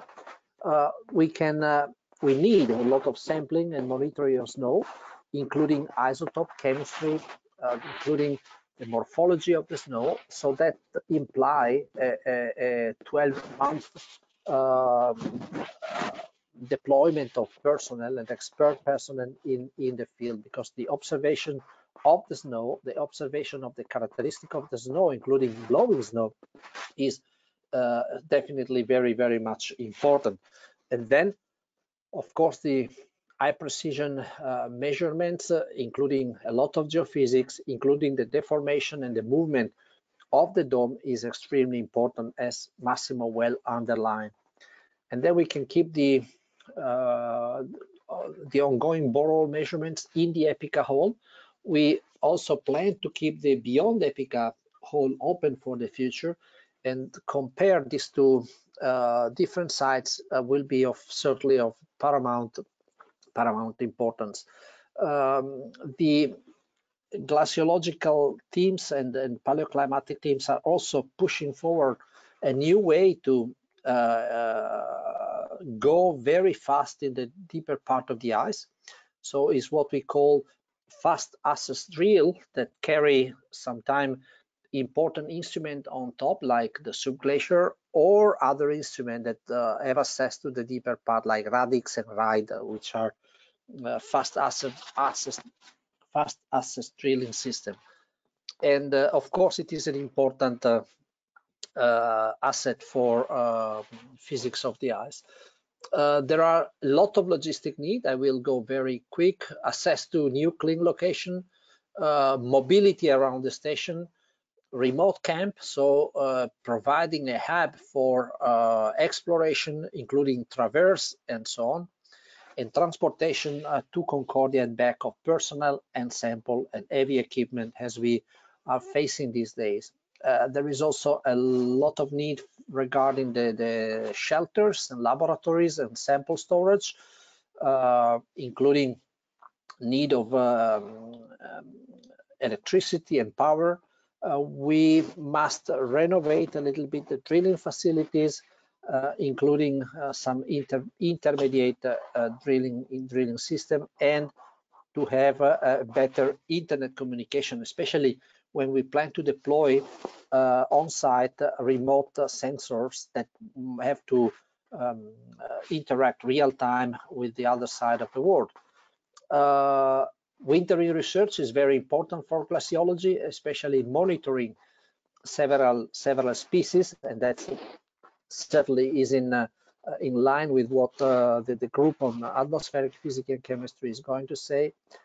Technical help in many fields, from drilling, from the Bougreau technique, as it is called, from melting facilities, again, for micrometeorite studies, to have an exchange of data between the program, and to start what we call the long-term repositories. Massimo mentioned ice memory, but there is also to store the beyond EPICA ice core that will come in the future, and another extremely important initiative that plan to collect seeds for the future, so to transport germoplasma and to store it in Concordia. Massimo also mentioned the Subulation Lake. That's fantastic place in Concordia. We took the heritage of the extremely detailed and pioneeristic work that Ezio Tabacco did in the 90s and at the beginning of the 2000s. So we have a legacy left. Ezio left a legacy behind, and I think the Subulation Lake exploration has to turn out to be one of the assets for the future of Concordia. It's certainly a technological challenge. We don't have, as I would say, Italy and France, we don't have yet a capability, a technical capability to get inside the ice, but scientific challenges are a lot, from the biogeochemical characterization to the adaptation and persistence of life in extreme environment, paleoclimatic research, glacial geological characterization. I think, and what is coming out also from the survey is that we had to set in place international joint research initiative involving, for instance, NERC or NSF, where these technological tools for fast assess drill with the holes that are 60 centimeter wide can be used to deploy instruments inside the lake, even at that depth, even at 2.7 kilometer deep. And the area around Concordia, as we have seen, is plenty of lakes that can be certainly exploited for that. I think is over, so I have nothing else to say. I'll come back on stop sharing my presentation, and I will try to see if there is a can you still, I think you can still see my presentation, but I have to stop sharing. Okay. Okay, I'm back here. Okay.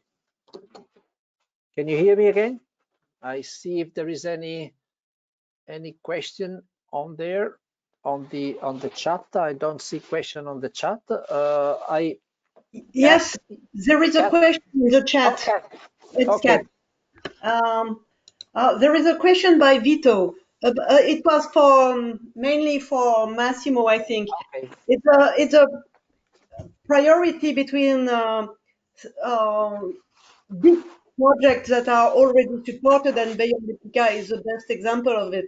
But also the competition with good science on site that is very it's a smaller extent, but it's the seed of future research. And what could be just to clarify, was just a comment, then echo what Jerome said before. We need to combine a very good on-site science and give the possibility to develop very big science and project. This was a message given by Jerome, and I absolutely agree. And this is the challenge, because of course we have limitation and constraint at the station, but to find the right balance from good science on site, long-term monitoring observatories, and big projects is important. And the other issue connected, how to use the big project to reach more source of funding. because we of course we need to take the opportunity to extend our wallet on which we can collect the resources for good science, and of course the big project Vito. can be the best way to approach. Thank you, Vito. Very good comment. I think that if I may, Catherine, one of the way, and also Jerome mentioned, I think we have to make a step forward on that, having Concordia as a real research infrastructure open to international projects, also at the European level.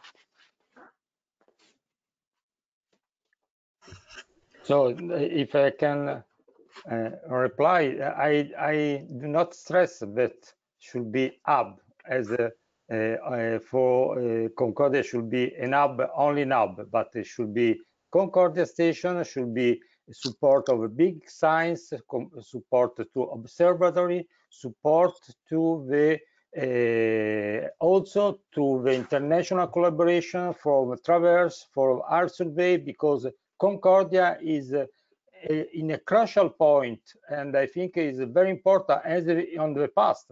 If you see, most of the flights is on Earth survey was done in collaboration with BAS, with AVI, with Australian, with Texas. So I think this is very important because Concordia is very, very, very important point for international collaboration. This, I think, and is on the SCAR view of a collaboration. This, from my point of view, should be not only national, but should be international station.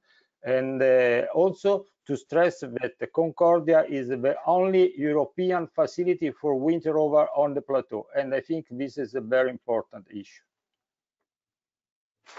It's not about the message. We know anything about that. The problem is, as I say, a challenge is to find the good way to develop this strategy, because we need to find money. Yeah, you can see the amount of money spent. Astrophysics told us what they spend in South Pole per year. Okay. Okay, I don't need to say more about. And so the problem is to find the level of resources necessary and to find the compromise, because as expressed by Jerome, we have a constraint in power, in transportation, in people that can be hosted. And big science means a lot of people. Big science on site means a lot of power, and et cetera, et cetera. So it's not easy to find a compromise. It's a challenge in this sense. We all agree on the target, but to reach the target is not easy. This needs to be clear to the people, and means to find a intelligent way to move in this line we are indicated. It only was just a comment. I know that all agree on the final results, but I think that is something that will be stressed in the final report that we all together draft at the end in the next few days and weeks. So I think we are, Kathy, if you don't have any other comment, we are at the limit of our 45 minutes. I don't see any other question on the chat, so I think we can move forward, Kathy, if you don't have any comment. I have a last comment. I think there is a lot of synergy to find, because I had a look not only to the glaciology answers in the survey, but also to geophysics and atmospheric answers, and the request for logistic were very, very similar.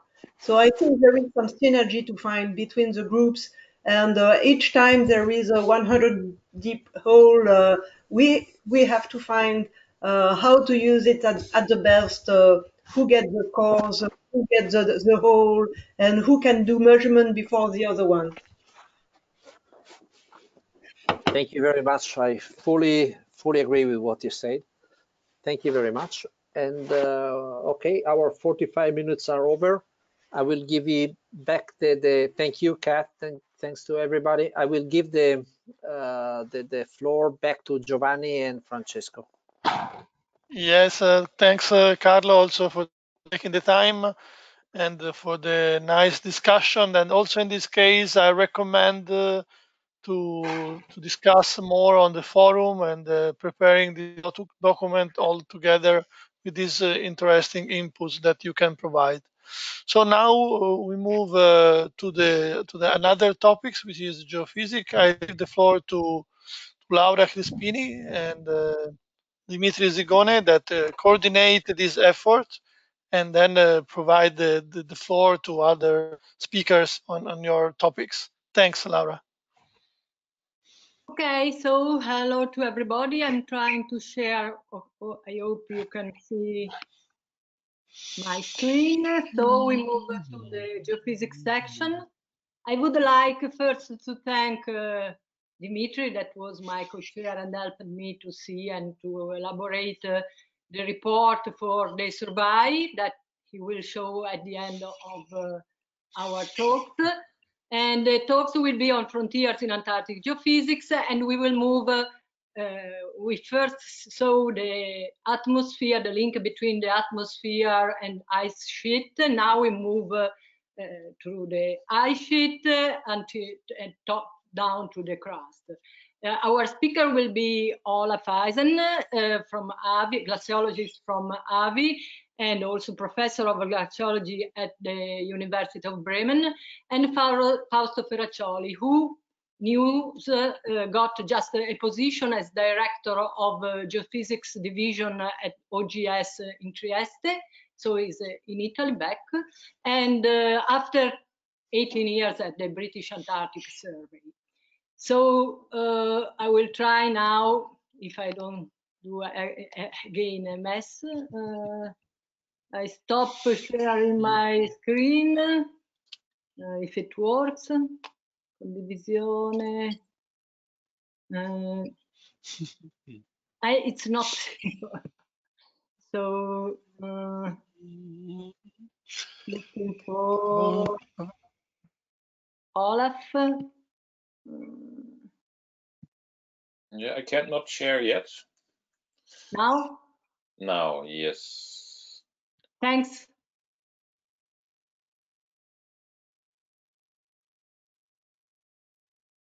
All right, thank you very much for inviting me.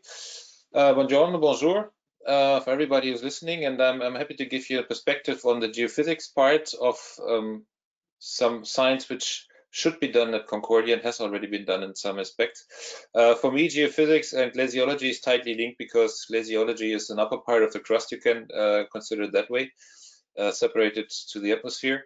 And also in geophysics, we have a lot of methods which are of essential use in glaciological applications, and I will go through some of them. So to go to the first general view, which you all know, is that the ice sheet is linked to the atmosphere, the ocean, and the solid Earth. And these days, the ocean is the main driver in Antarctica because of the heat transport of the ocean towards the ice sheet. So the grounding line is very important, but it's also important to know what happened in the past, and it's important to see what the solid Earth actually does if the ice sheet is changing, and also the solid Earth as a driver if you think of geothermal heat flux. And I will present, I won't invent new things. I will basically try to summarize what has been said already. Where are our key interests? Where are our key objectives? What do we have to do in the future? And most of you are probably aware that there has been the horizon scan, SCAR horizon scan in 2014. And for the ice sheet, there are two important things. One is the ocean-ice interactions, especially for those parts which are marine-based, where the base of the ice sheet is below the sea level. And then there's the Earth-ice interaction. That's the important feedback between ice sheet dynamics and the underlying seafloor. And all of what I will talk about in the next few minutes is, on the one hand, you can consider it basic research, but it actually goes beyond, because it's really one of the essential questions for humanity, for our living planet. It's climate change, and we have to know what has been going on with climate in the past, and what especially will the sea level do in the future. And this will be of utmost socioeconomic relevance. So one thing was the SCAR horizon scan, and then just approved for the next years to come is the new SCARS scientific research program, INSTANT, which has, again, all three interfaces, atmosphere, ocean, and Earth from an ice sheet perspective. Atmosphere was already discussed by Massimo, so I will focus on ocean ice and Earth ice in a certain way. And the INSTANT program summarized a lot of the questions. That's why I will not go through them in detail here, but there are some key aspects. For example, ice sheet and landscape evolution. How are they related? How did that evolve over time? What does that mean for past ice sheet dynamics? And also, what does it mean for the future? How is erosion and sedimentation linked to ice sheet dynamics? That's especially important if you want to think about how can we construct past ice sheet dynamics from observations in front of the ice sheet, for example, marine cores, marine sediment cores. Or how is that linked to the subglacial hydrology, for example, the subglacial lake, Carlo was showing. And then it's the glacial isostatic adjustment and the ice dynamics. That's the link to the solid Earth. So what can we actually observe in terms of ice sheet properties? Here's the schematics, where in red you see the properties which can be observed with geophysical methods. For example, the most easiest thing is ice thickness. If you have the surface elevation, you get the bedrock topography. You can determine subglacial properties with various techniques. If you're lucky, you can determine what kind of water is underneath. If there's water, if the base is frozen or not. With seismics, you can observe if there's hard rock underneath or sediment cover. With very precise radar, you can determine the basal mass balance and also get the internal layering, which is important to understand the whole ice dynamics. And just coming up these days is actually a way to use radar to determine the crystal fabric, which can also be combined with radar. That's just an overview of what can be done. Now, what are the big unknowns? The key things we need to know. Here's just a recent publication on the right-hand side from Pavel Talalay, which summarizes measurements of geothermal heat flux, so the heat coming from underneath. And on the left-hand side, you see all the points where geothermal heat flux has been compiled in the SCARS white paper, which also appeared this year. And you see that actually underneath the ice sheet, there's a big white spot. There's not much known. Surrounding the Antarctic continent looks a little better, all these green dots, but underneath the ice sheet, it's really a problem. And Dome C is one of the key points here, but that's not enough. So if we compile all data on geothermal heat flux, we see it's really sparse data. And not surprisingly, if you look at the spatial coverage of heat flux distribution maps, the ranges are in a way scary. It's really unknown underneath the ice sheet when you go a little bit away from the ice core, the borehole locations, what the heat flux really is like. There are big uncertainties. And if you think about that, the heat flux is really important for driving ice sheet dynamics. That's really something to urgently get more insights to, better measurements. So that's the general geothermal heat flux part. Then, as was already mentioned by Massimo, Concordia is at a unique location. You've got basically not only a triple point, but actually a quadruple point of ice divides, where catchments go into all four directions. And most importantly, two really large catchments, which are marine based, which means the ice sheet base is underneath the sea level, are just surrounding the Concordia area. And these catchments are really important in the future because it could be that these become significant for long-term changes of the sea level if there is the marine ice sheet instability kicking in. Here, for non-glaciologists, that's a feedback mechanism. Once you start the retreat of the grounding line under certain conditions with a retrograde slope, the process will not stop until you have again a prograde slope. So that's really a concern here, and that's something we need to find out what happened in the past.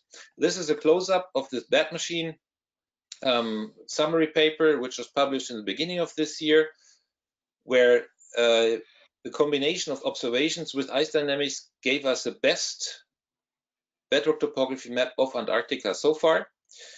So the key points are what happened in the past to these catchments, especially in these deep troughs you see here, for example, Ninis or here Totten, which are starting all the way up at Concordia. And what will happen to them in the future if the ocean will continue to warm? Because all this ice is in contact with the ocean.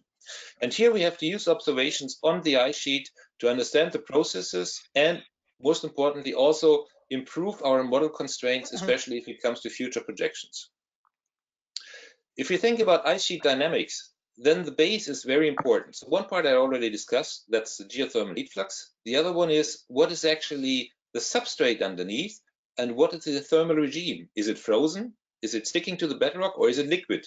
Is there really a lot of liquid water, or are there maybe just sediments which have a certain water content, a certain pore pressure?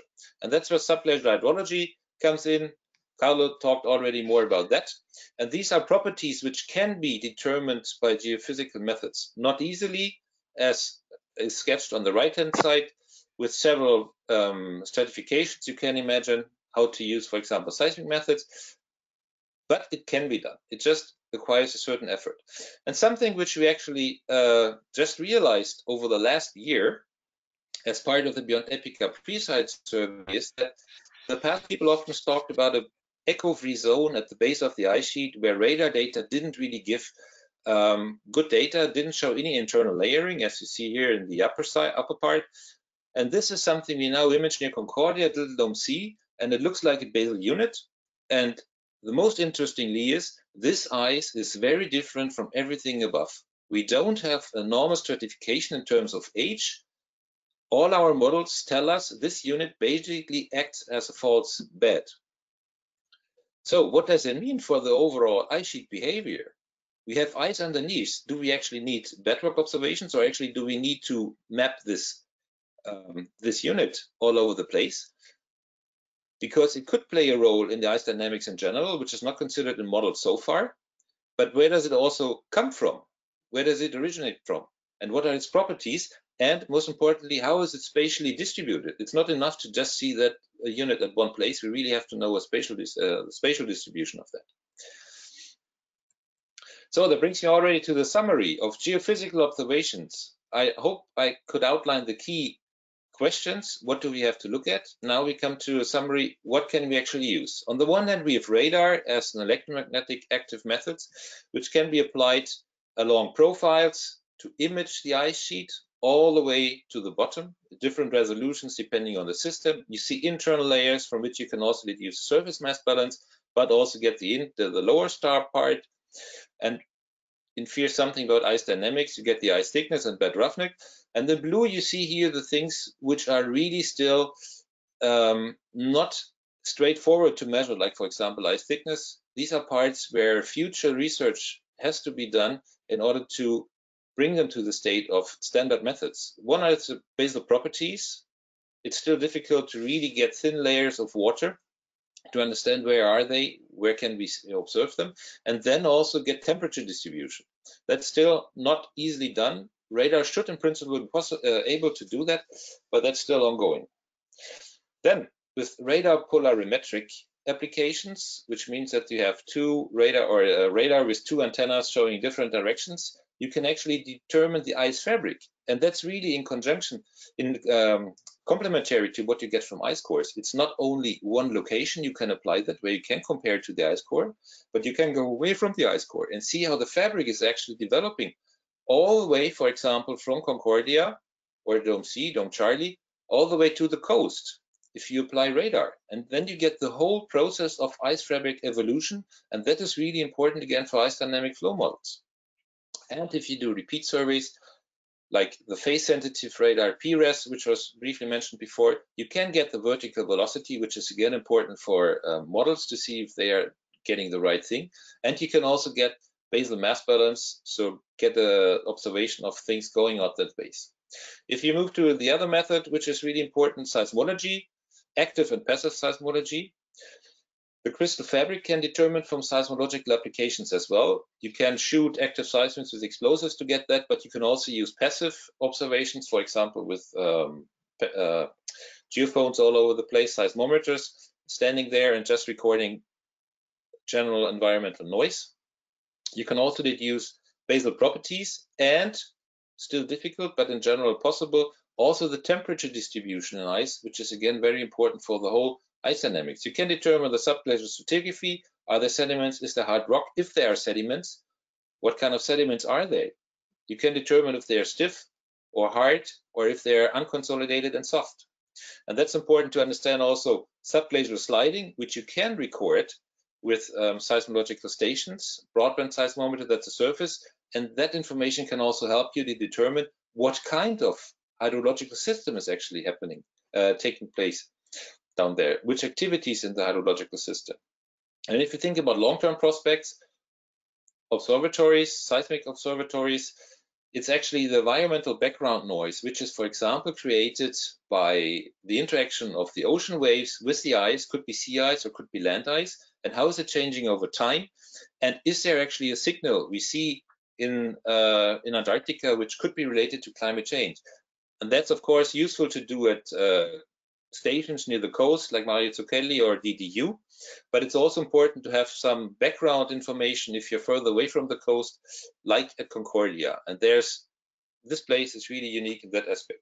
So other methods, I didn't mention that, are the potential field methods. Fausto Ferraggioli will go into more detail on that, gravimetry and magnetics, and there are also other methods, magnetotellurics and so on, which are more important for subglacial properties and especially the deeper geology. So my summary is that Concordia is at a unique occasion to investigate the very crucial regions of the Antarctic ice sheet, namely these marine-based basins. And it's a unique place where in the future, continuous monitoring should be continued and also new methods established. And as was discussed before, use Concordia as a starting point for dedicated process studies, because it can really go into all three directions, all four directions, which are important for ice dynamics. Thank you.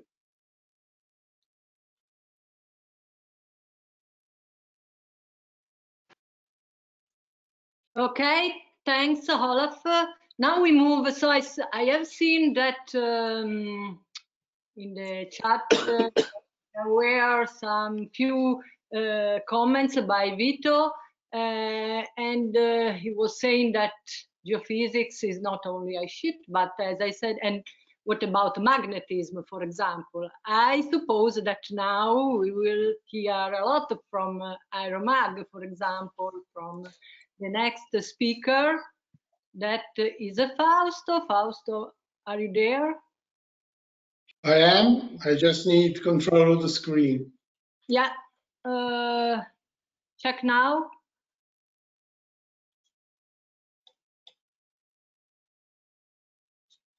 Are you able? Yes.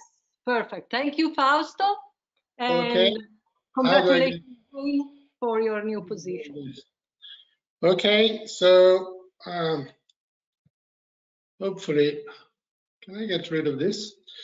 Okay, so so thank you very much to Olaf for all his presentation on all the different methodologies. That also saves quite a bit of work for me. And so I'm presenting here from a new location, which is my new desk here at OGS, where I have just won the position of Director of Geophysics. So most of the content of what you'll see here is actually from work that I've been doing at the British Antarctic Survey over the last 18 years in rainy UK. But also today I have my hat on as co-chair of the SCAR ADMAP working group. That has been a very successful working group that has compiled all of the magnetic data for Antarctica, and also as co-chair within SCAR of the Connecting Geology and Geophysics working group. So without further ado, what are my views on Dome C in terms of geophysics, and in particular in terms of how it can serve the purpose of helping us understand what lies beneath the East Antarctic ice sheet, the crust, what I would like to call a sort of cradle for the ice sheet. And if you want to take away a few things from my talk, these will really be from this first slide. So I'll try and convince you that Dome C, as we've heard from many other speakers today, is a real unique gateway for future science in East Antarctica. And you might say, well, what do we care about East Antarctica? Well, East Antarctica is really Earth's last frontier, as well as Olaf has illustrated, of course, and Massimo before that, it hosts the largest ice sheet left on Earth.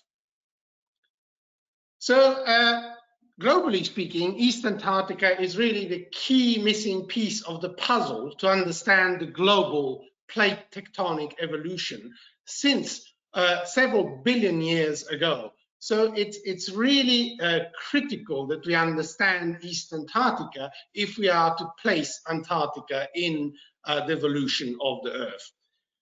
You will have heard before that Olaf mentioned some large subglacial basins in East Antarctica, and really and truly for me, the big interest is understanding how did these basins form, how did mountains form around them, and how do these basins influence in turn geothermal heat flux, which we have also heard about.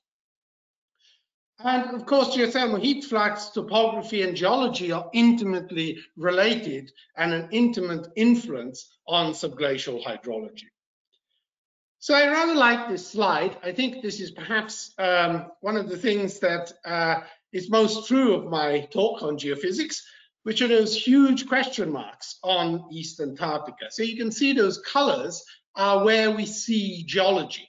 And you can see that East Antarctica is completely different from the rest of the world in the sense that less than 1% of outcrop is actually there for geologists to study, which is actually brilliant news for a geophysicist like me, because it means that the other 99% has to be interpreted by geophysicists.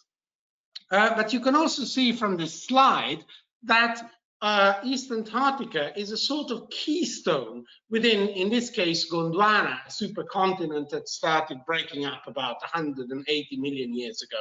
This means that if we don't understand East Antarctica, we can't fully understand Africa, we can't fully understand India, or we can't fully understand Australia. So that said, Olaf already showed you these huge subglacial basins in East Antarctica. These still remain a huge enigma, the Wilkes Subglacial Basin and the Aurora Subglacial Basin. And I should mention that in between there are a series of linear basins, including, for example, the Astrolabe, the Adventure Subglacial Basin, and other basins that are also very poorly known and also very important for the dynamics of the ice sheet. But also, if you just take a big look at East Antarctica, you can see that there's a huge contrast between the low-lying topography of the Aurora Subglacial Basin and Wilkes Subglacial Basin and the hugely highly elevated topography of the rest of East Antarctica. And it's actually that remarkable high topography in the rest of East Antarctica that was crucial for the survival of the Antarctic ice sheet since about 34 million years ago. Other ice sheets have disappeared in time because they were basically not nucleated and did not survive on high mountain ranges like is the case in Antarctica. So we need to understand the basins and the mountains if we are to understand the couplings between geology and the ice sheet itself. So Olaf mentioned that Dome C is at a crucial junction. And in fact, it is. I put this slide together independently, so we both reached the same conclusion. It's a critical junction in terms of what lies beneath, between the subglacial basins and the mountain ranges that lie grid north of Lake Vostok. So there are key divides of huge glacial catchments that meet here. So there are formidable opportunities for synergies here between glaciology, paleoclimate, and geophysics. And the question I'm more interested in, of course, is how did these huge basins that lie under these divides actually form, and how do they influence the overlying East Antarctic ice sheet? So we have some hypotheses on how these basins form, and you can see in the top left slide a recent paper published in 2020, whereby the suggestion was that these basins formed about 270 million years ago when Pangaea started to break up. But how do they evolve over time? For example, there have been suggestions by Italian authors that some of these basins might even still be in part active during the Cenozoic, even after the ice sheet formed. But also other questions that we can address looking at the magnetics and the gravity is what is the tectonic origin of the basement beneath these basins? And the rocks that are beneath the ice here are really very old Precambrian rocks that hold tantalizing but cryptic clues on the early evolution of the Earth, and in particular are absolutely crucial to determine the relationships between East Antarctica and Australia. So, for example, this panel shows you the area of Dome C with these huge question marks of when East Antarctica started to grow, probably because of processes of subduction, about 1.6 billion years ago, and then eventually collided with parts of Australia, with Western Australia, to form a huge coherent landmass that basically resisted right up to the breakup of Gondwana. So we need to understand those old rocks under the ice in order to understand even fundamental parameters such as geothermal heat flux. So here you have our most recent compilation of magnetic anomaly data for the Antarctic. This was only possible thanks to huge international collaboration with over 20 countries involved. So Olaf showed you before the Bed Machine compilation, which is an update to the BedMap 2 compilation that Bas spearheaded. And this is an equivalent for the magnetics. And it's absolutely staggering, I should say, what the international community has achieved in Antarctica, with some 3.5 million line kilometers of data collected over the Antarctic continent. So the geoscientist community is still bewildered of how we've actually done this really over the years. And the secret is, as many other speakers have said, international collaboration. But I've highlighted here in red with this rectangle, the area that could be studied from Dome C. And you can see there's still huge data gaps to explore. And to highlight this better, I put in a zoom in from Dome C. And you can see, for example, there's an entire area between Dumont-D'Urville and Dome C that is still unexplored. And so I would like to say that Dome C is really a hub, a real, not just logistic, but a real scientific hub to be able to explore terra incognita, which is the interior of East Antarctica. And just to highlight, as well as the position of Dome C, I have shown here the secret. The secret ingredient is using more platforms from more nations. Here we have, for example, the Twin Otter from the British Antarctic Survey. Here we have a Basler aircraft that Avi and the Chinese have, but also potentially as a dimension for the future in terms of innovation, UAVs, aircraft that fly on their own, that might be the future of airborne geophysical research, perhaps in a decade's time, but perhaps even earlier. But also, I would like to remind you that the airborne geophysics side of things is also intimately linked and can help augment major investments in satellite geophysics. So here, for example, you have the GHOST satellite from ESA. I'm currently involved in several major ESA projects. On the left-hand side here, you see a fantastic new map that's currently being worked on and published from satellite gravity. And this is the latest airborne gravity compilation that we've been working on with Danish researchers. And you can see here, again, that red rectangle of areas that we could survey from Dome C. We have huge data gaps that could be used to augment the satellite dimensions. Olaf was mentioning something about deriving geothermal heat flux from geophysics, and this is far from a trivial thing, with huge differences in current estimates of geothermal heat flux from aeromagnetics, satellite magnetics, or seismology. So there's a huge challenge ahead, really, in developing better models of subglacial geology, crustal structure, and deeper lithosphere to help constrain this fundamental property. And I'd like to mention what the way forward might be is to construct these better models of the crust and lithosphere by combining more methodologies. This is, for example, from a recent paper of ours based only on satellite gravity and seismology data, where we constrain key parameters such as the crustal thickness and the thickness of the lithosphere and the density structure. And this information can then be used to try and get estimates of the temperature in the crust and in the lithosphere.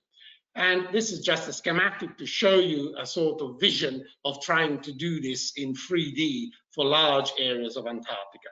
And we've already started working in this direction as part of a major project in which Giovanni Macelloni is also involved, and Catherine Ritz, for example. It's a very ambitious effort to try and indeed connect better the solid earth, the lithosphere, with subglacial hydrology. And I'm re-showing this figure that Massimo also showed earlier on, showing us what a unique natural laboratory the Dome Sea region is to study subglacial hydrology and link it indeed with the lithosphere of East Antarctica. So my vision for the future is based around two major things. One is Dome Sea as a fantastic hub for international research in the last frontier on Earth, East Antarctica. And secondly, the possibility perhaps of validating more geophysical modeling and studies by ambitious, fast drilling and perhaps even bedrock drilling in the longer term future in the interior of East Antarctica to ultimately link geology, crust, geothermal heat flux, and subglacial hydrology in an unprecedented way. Thank you very much for your attention. Oh, great, great. Thank you, Fausto. Also, this was excellent. Push how important is Concordia and work at Dome Sea. If there are a few questions before we move to the presentation about the results of the survey. There is a comment by Laura that I don't know, it's not me, is studying offshore Antarctic margin architecture will complete the land, I think, based on the survey, yes. Who is Laura? Yes, it's me. Hello, everybody. Yeah, because there was not the the surname, so ciao, Laura. Sorry. Yes, it's me, Laura De Santis from OGS.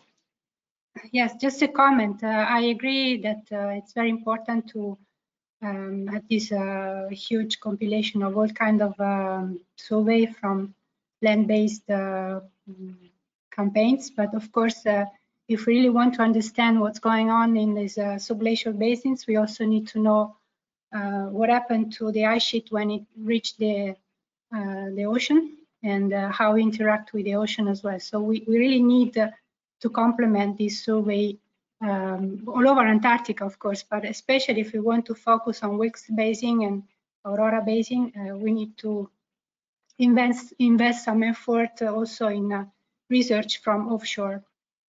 That's just a comment.